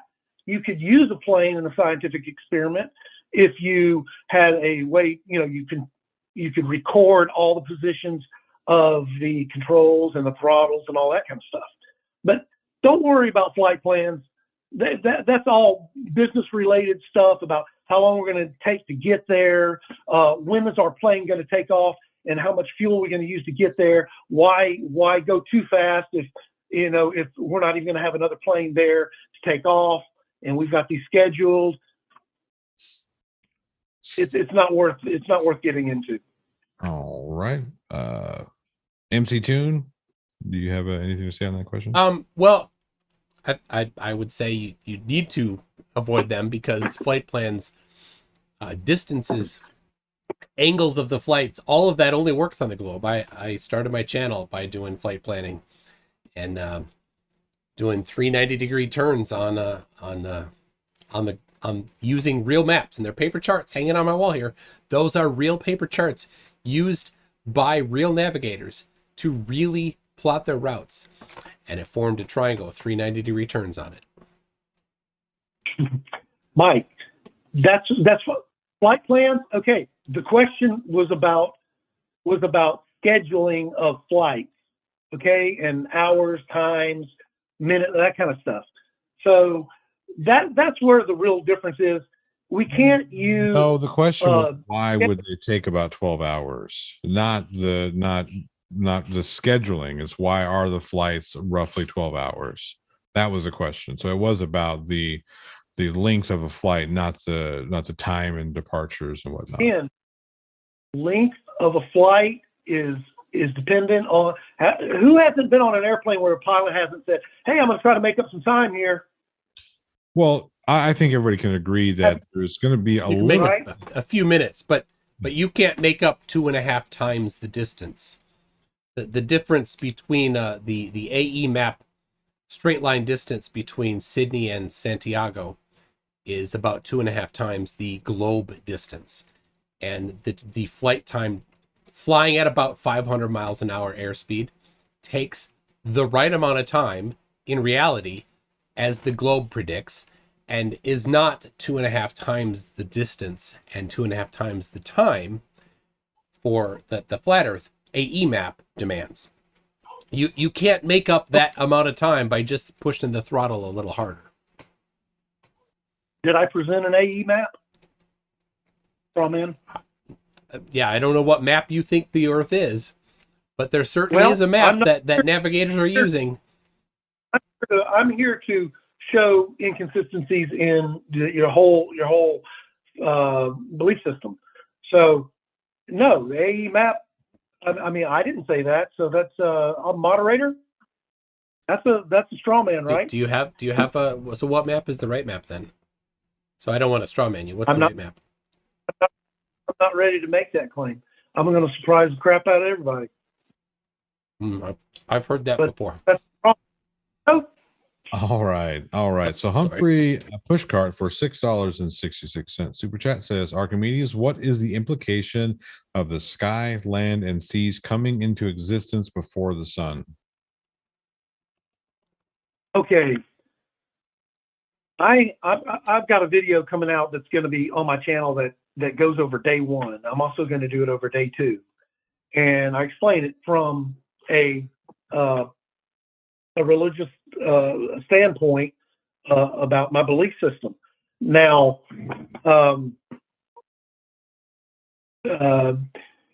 when light was created on day 1, it was just there. It was before the sun and the moon. Okay, so light was there. The sun also emits light. We know that it rules over the day. The moon emits light. It rules over the night, so forth. But no matter how much math you apply to all this, you cannot explain the miracle of the creation from the very beginning. You have to start at the very beginning. A lot of people who don't want to hear anything, religious or the word comporting with science don't want to hear that.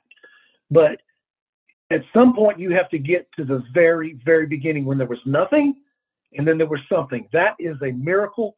If all this can happen as a miracle, we can also have light without the sun. Very simple. Sounds like it's just an appeal to authority of the Bible, that it worked that way, and that we all must trust that your particular interpretation of how it worked is how it did work. It is my belief system. It is my the reason that I'm doing this, and it is not up for debate. It's where I'm coming from. Somebody asked me how that could happen, and in my belief system, that's what happens. You say you're a Christian, Christ followed God, and God and Jesus. Well, let's not attack those. Let's not go that route and attack each other's positions. I am not a true Scotsman. I'm a Minnesotan. There you are. Indie Tiger Sci-Fi Review says, why do ships in the ocean have to make predetermined course changes to reach their destination? It comes via Super Chat. Predetermined direction changes? Yes. Well, that's again, they understand there's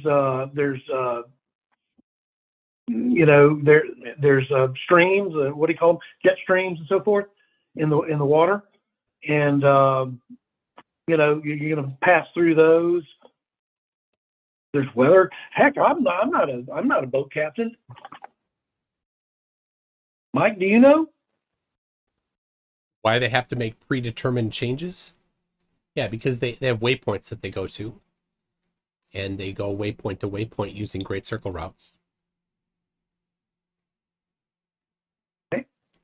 Similar to aeronautical navigation. Well, nautical navigation. Well, on the ship, on the sea, they do that as well. In open water, they use great circle routes.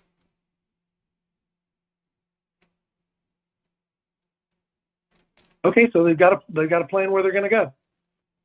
Yeah, and the docks. But they don't use planar navigation to do these long distances. They use spherical great circle routes. Excuse me. Their nautical charts are 2D. As they have to, and all of them are noted that they are using a particular projection. If the actual source was 2D, then they would not use a projection. They would just say this is a 1-to-1 or 1 to X scale with no projection. So since they say it's a projection, typically air charts are Lambert conformal conic projections.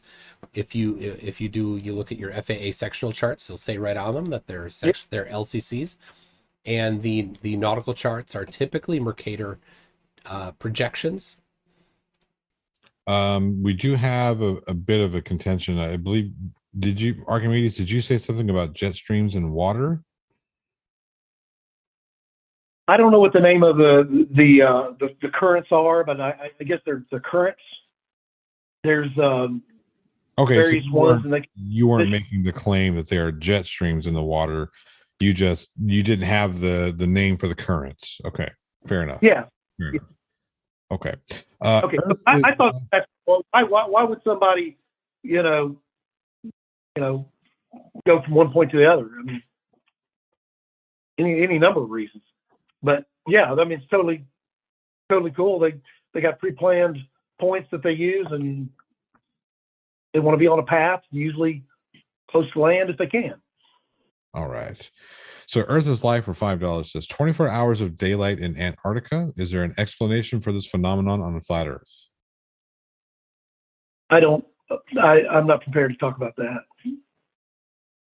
Would you say you're not prepared for that? No, I'm not prepared for that. No. Dude, you've been doing this how many years? And I just started. I don't have a lot of presentation material and, thought through every relationship between every star and every position on Earth and la-da-da-da-da. So yeah, there's going to be some things that I'm like, okay, well, I got to get there. Right.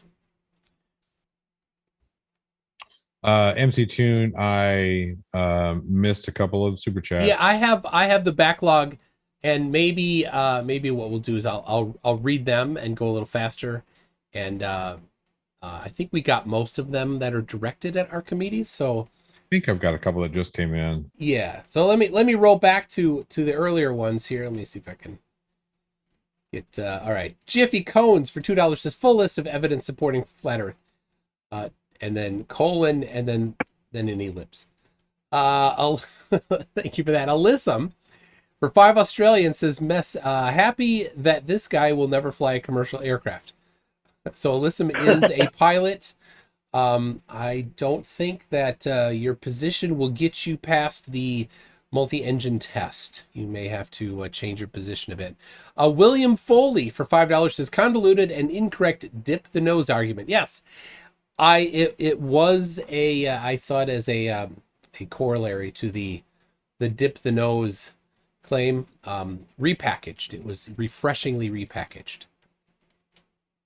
Coffee breath, which is what I have every morning. It says, explain how flat and level and straight differ. Yeah. What's the specific difference between flat and level? Okay, here is the rub on level. Everybody out there that wants to debate and talk from the flat earth alternative side, never use the word level. Unless you use it in a sentence, like never use the word level, because the word level has been hijacked and the definition has actually changed. And I have shown that in some of my discussions where I went back to some old dictionaries. Webster's dictionary had nothing to do whatsoever with the curvature of the earth. There's about 9 different definitions for level.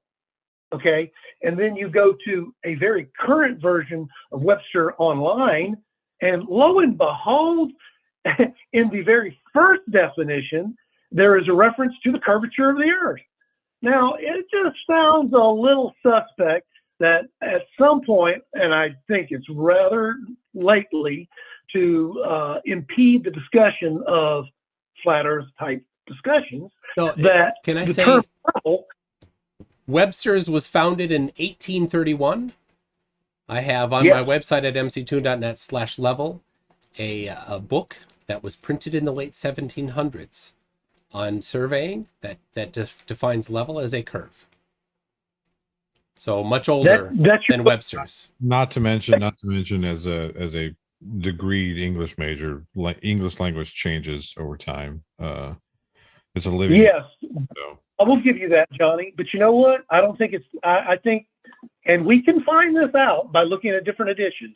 Believe me, this sounds crazy, but it is absolutely true. The 1825 definition of level is talking about with no increase or decrease. Okay, but that little part was taken out in the Webster Merriam-Webster Online. The old Webster had that, but now it doesn't. Anything that refers to never changing, never descending, or all that kind of stuff, that has been X'd out. Look it up, people. I'm telling you. But that's an ancient book. It's fine. It's an ancient book. I'm messing with you, man. I got a very good copy of it, and I can read it.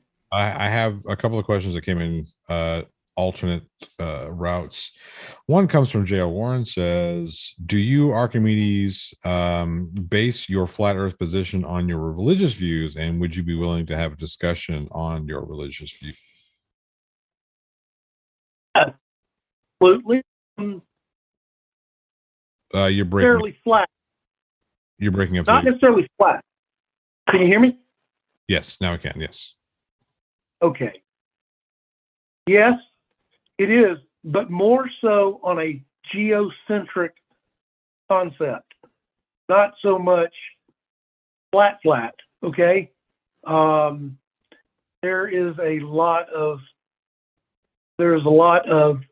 I believe, things that can be explored about how the world could actually be structured that's something between globe and completely flat, possibly with some rotation. And then last, where did you get your education? You said you were an engineer, correct? Yes. I went to a couple of junior colleges, and I finished up at the University of Southern Mississippi, Polymer Science. Gotcha.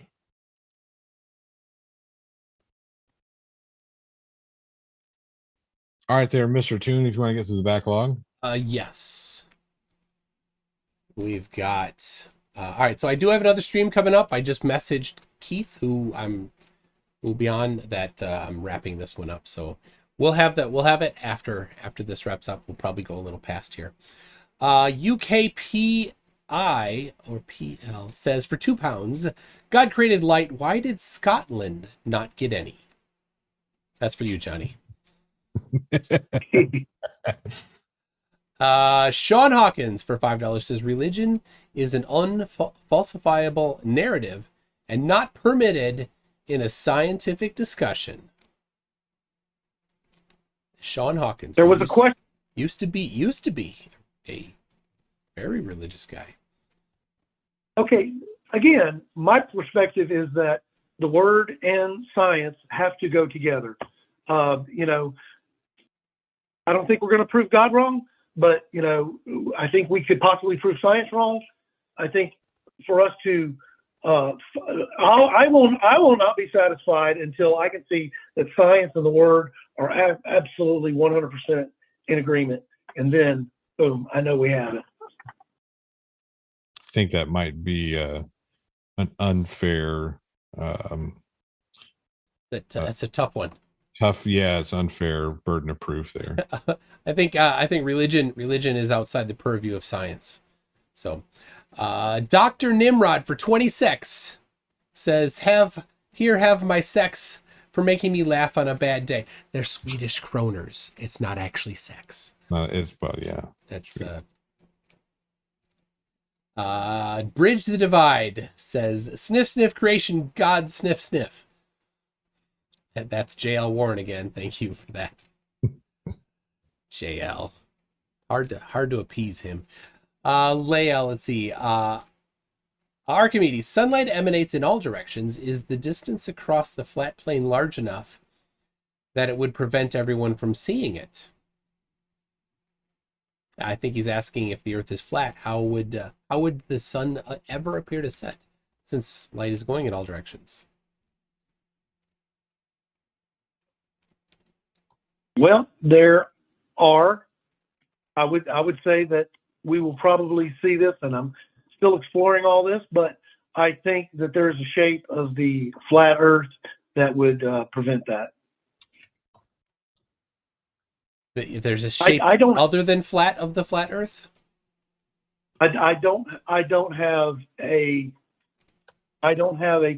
complete theory about this. My purpose here is to show some inconsistencies in the traditional way of thinking, to show that, hey, we've got to open up and address where these deficiencies are.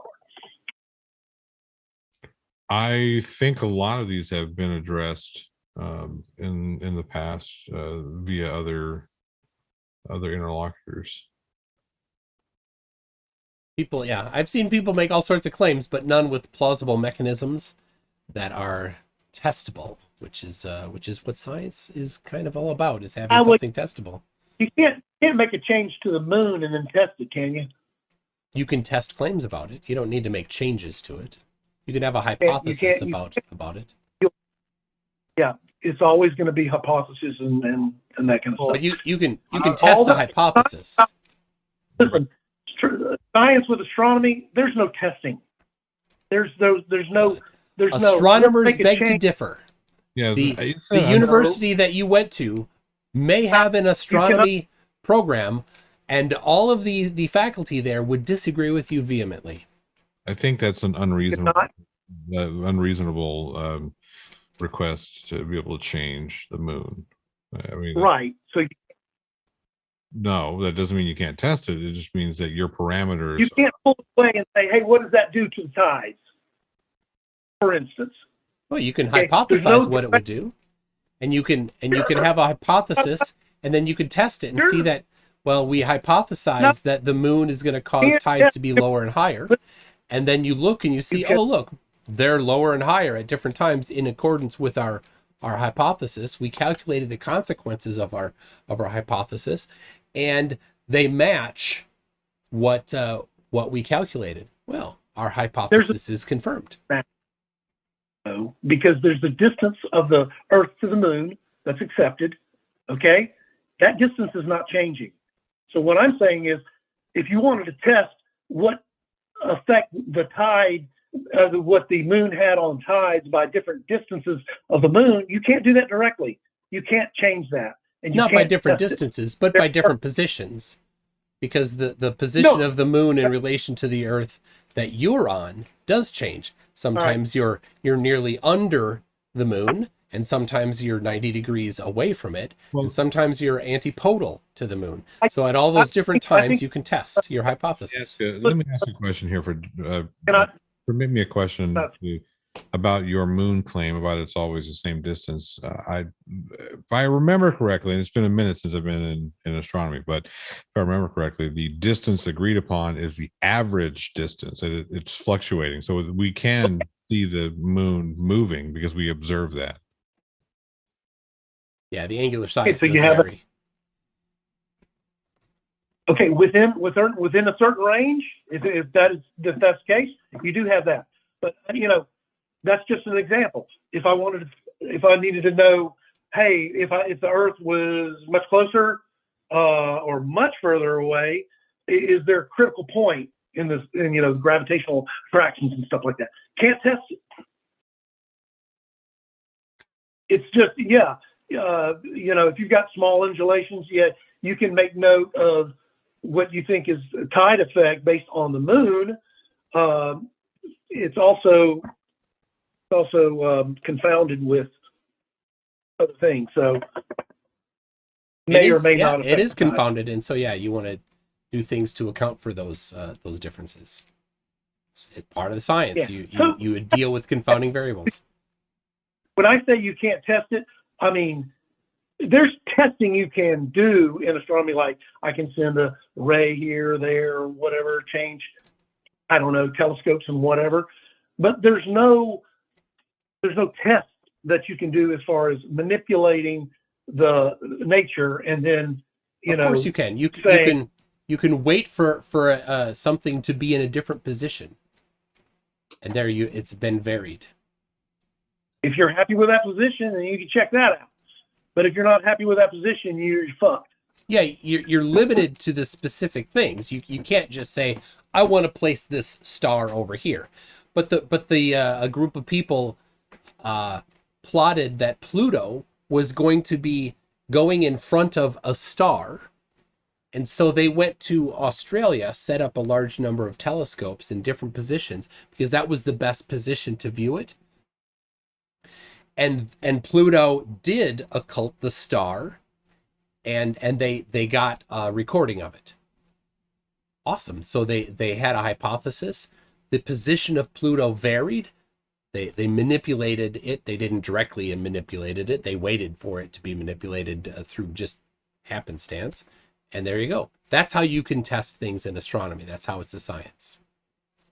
That's not manipulating. That's just observing. Thank you, Aristotle, the father of the scientific method. Big time on observation. I love this. I love Aristotle and the old guys. Yeah, but you can't stop with that. You have to continue with the science, and All right, let me keep going here. I don't want to get too bogged down in one topic here. PhD Tony for 5 Australian says there are professional geodesists who do consider all of the details full-time for decades. Why are they wrong and Archimedes right?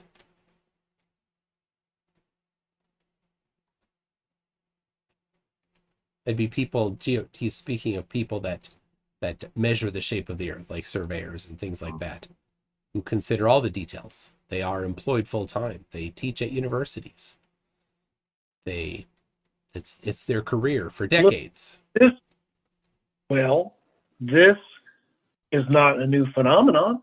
You've had those people on the globe side ever since the very beginning saying it's a globe. And you've had people on the other side saying it's not a globe. Something's not right with that. So, but there's been no surveyors that have gone and said, here, I measured it and found that it was flat. That's never happened. Why not?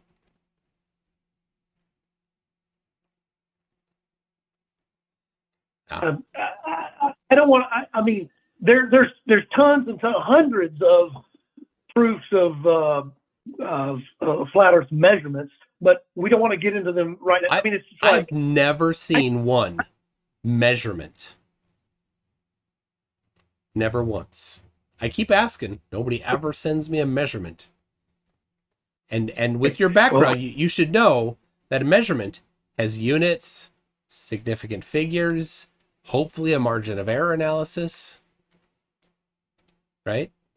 You wouldn't, as a chemical engineer, if you're mixing reagents, you're going to have a certain number of moles.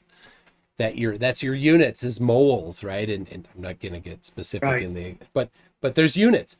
Nobody ever has units. Nobody ever says, oh, well, we established a flat plane at this one point, and we determined that the deviation from that flat plane was less than a certain small percentage.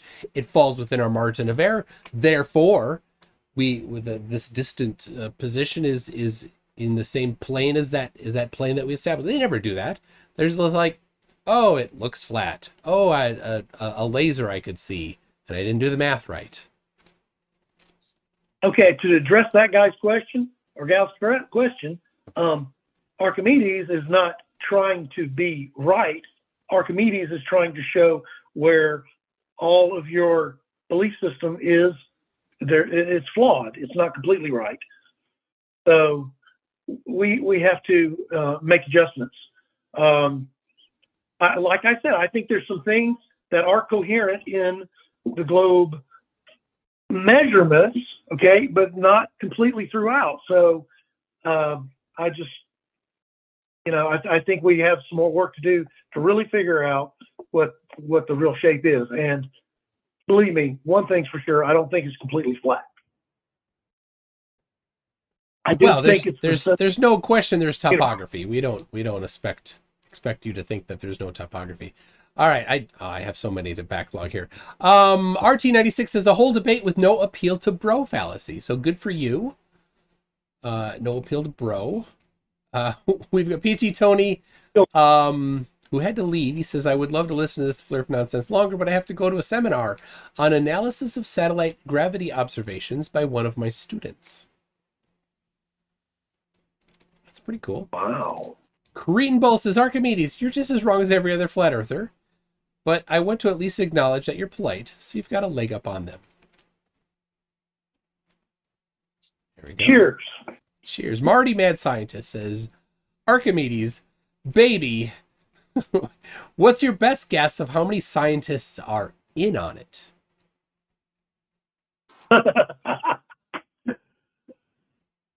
They're all unwilling. They're all unknowing participants. But once they run into an error, they're going to have to cover it up. You're going to have to be part of the cover up, man. Yeah. All right, Obi-Wan. This guy. I think a better question: how many professors and so forth really kind of see there's some errors and not willing to say anything because they could lose their job or whatever? So, or get a Nobel Prize. I was going to say, or get a Nobel Prize, which is far more valuable than their job. Yeah. Sure. Yeah. If everybody is trying to upset the status quo in science, the edges of science are trying hard to do that. The first person that disproves general relativity is huge. They get the Nobel Prize. That's like 500 years from now still talking about this person. Yeah, that's pretty big. It's pretty significant. All right. So anyway, Obi-Wan for $20 says, Archimedes, you failed miserably. You really don't understand physics, or incredibly for an engineer, basic calculus. But you're a chemical engineer, so I wonder what chemicals you've been using. Please don't become a pilot. Got a tough crowd there. He's got a channel. He's going to be putting some stuff up. So Room 237 says, Archimedes, why do you need to misrepresent Toon's claims of parallel rays? They're not parallel. They're very close to parallel. All right. You have to use very close to parallel, okay, to set up this Eratosthenes. Whatever you say it. All right. Experimentations. Okay, that is the basis for that. It's also the basis for the mechanism explanation for the seasons. Okay, and that's in complete error because if the rays of the seasons came in from all directions, then that, you've seen the picture of that area of the landmass that has now been expanded. We don't want more landmass. We want to use the same area, but just show that there's more light hitting it, which of course it is. So there is some other mechanism for the seasons, because light comes in from all directions. We know it does, and therefore parallel rays to discuss. I know, okay, don't want to straw man you, but it's just so ingrained with seasons and the stick experiments, the shadow experiments, curvature, radius of the Earth, circumference of the Earth, rather.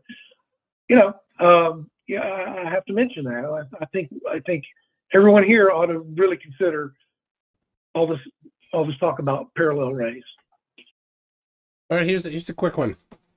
Here's rays that are very close to parallel. We'll say they're effectively parallel, coming in at 45 degrees. Right? So if you take the cross section of those light rays, the amount of surface area that they're going to hit when they come in at 45 degrees versus when they come in at perpendicular to the ground, what's that relationship numerically? Listen, you are using the argument that we have to use the same rays in a larger area. But what I'm saying is, because of the accepted scale, we can't figure out how big the sun is. Okay? It's so gigantic compared to the Earth that no matter how I slightly tilt that, the sun is so gigantic that light is going to find every place that is exposed in daylight from every direction. All right, I was just giving you a little quiz on that. So, all right. Yeah. All right, Caucasian Sensation says, this flurf should be a politician answering questions without actually answering. Your view of the Earth is a belief. Our view is quantifiable. I think that last answer illustrated that pretty well. Let me keep going here. Bridge the Divide. Fully explain what the Earth looks like. I'm just pointing out errors. Bridge the Divide says, hard to appease me, that's J.L. Warren, because the theists are afraid to talk with me about what they believe and why. I'm not. We're going to get that set up. I'm going to come on your channel sometime there, JL. Easy. I'll send. He doesn't have to be easy on me. Wait, I should not have said that. Did not have said that. JL, be nice. If Archimedes, if you're okay, I'll send your email address to JL Warren. He's an atheist and can be pretty aggressive. But I plan to go on there to have a chat with him at some point. Is that the guy that questioned about doing a debate on the religious part of it? Yeah. Oh, cool. I mean, the science. I'm just explaining where I'm coming from, and the science part. The science can be totally separate from the belief system, and we don't have to mention it. But I'm saying I'm not going to be satisfied till I know that there is congruency and incoherency between the two systems. All right, Humphrey Pushcart. We just got a couple more here. Humphrey Pushcart says, John, for $6.66, at which time we say Hail Santa, or Sagan. Mostly Santa. I say Santa. Says John. I don't think he means John. I think he means Archimedes. Yeah. Archimedes, it seems your views distill to a personal incredulity in magic rather than measurement and testable evidence. Totally nonsense. Total nonsense. What magic? All right. Sleepy Dan. Rays and polarized light here. I don't know. Sleepy Dan with a checkmate coming in here. He goes, MC Toon, if the Earth is a ball, then boat pilots must always steer their ships down to follow the curve. Checkmate, round brain. Yep. I mean, nope. I can't believe... dude, if you ever seen... Oh, what's his name? He was on Conspiracy Cats all the time. So dopey. He thinks... More specific. I know. He lives in Seattle area. Anyway, he's got fish tanks in the background. That guy. Not that guy. There's the ex-Flurf. Well, he's still a Flurf. Called himself that guy. Anyway. He actually thought that if you drove on the globe, if you drove south, you just have to use your brakes because you're going downhill. He really thought that. No, not Puckett, not Ryan Casey. Jeez. He's In Rem. Oh, so just like I had a real belly laugh when he said that. Oh. All right, NANA for $6.66 says there is no dark side of the moon really. Matter of fact, it's all dark. Pink Floyd would beg to differ, sir. Who is this Floyd and why is he pink? Because he can be. All right, let me double check. I think I got everything here. Hey, Mike. Yes. If you're kind of like a namesake for cartoons, so let me pull up something real quick here. Okay. Are you going to present something? Cartoon? Yeah, I just got to show you something. Crap. Okay, yeah, there it is. You know, I'm a little cartoonist myself, so there you go.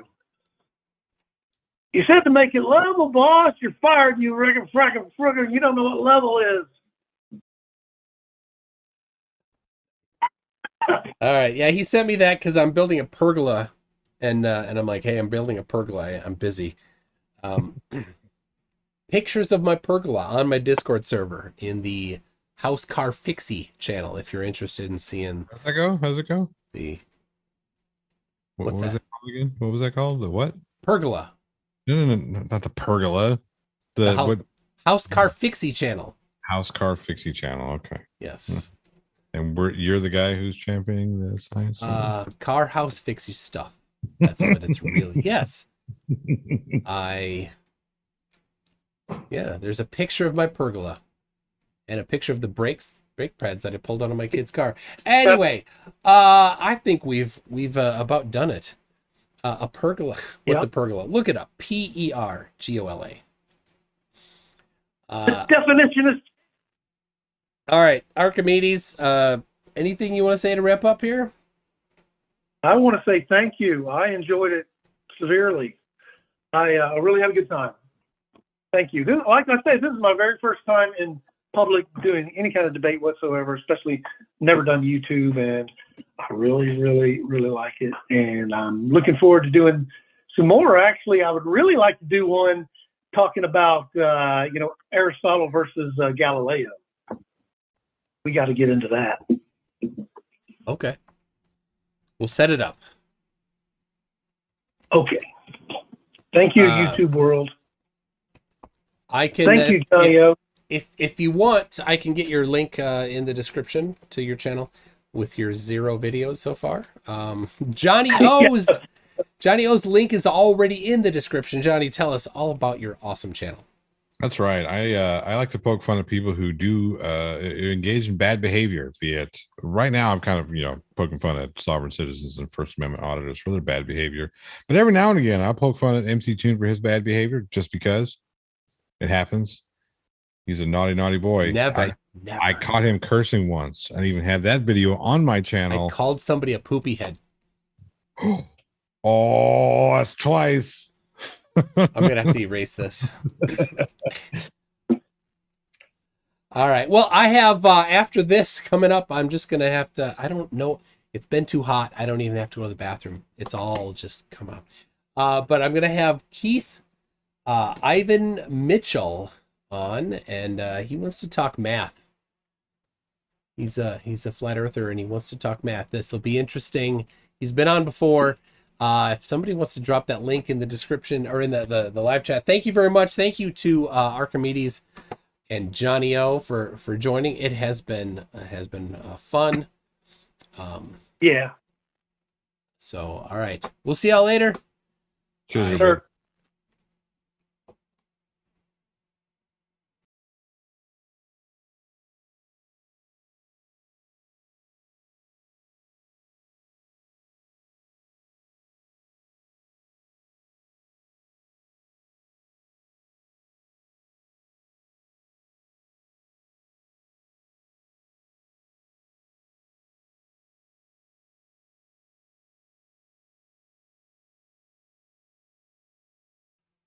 What happened? What happened to the outro?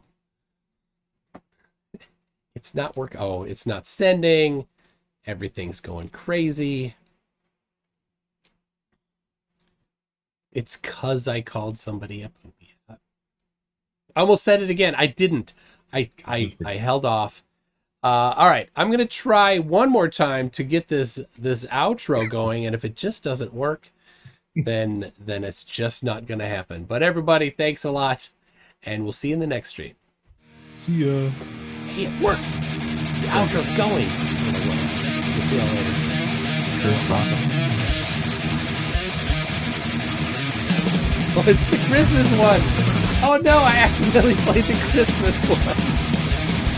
Well, enjoy the Christmas outro, people.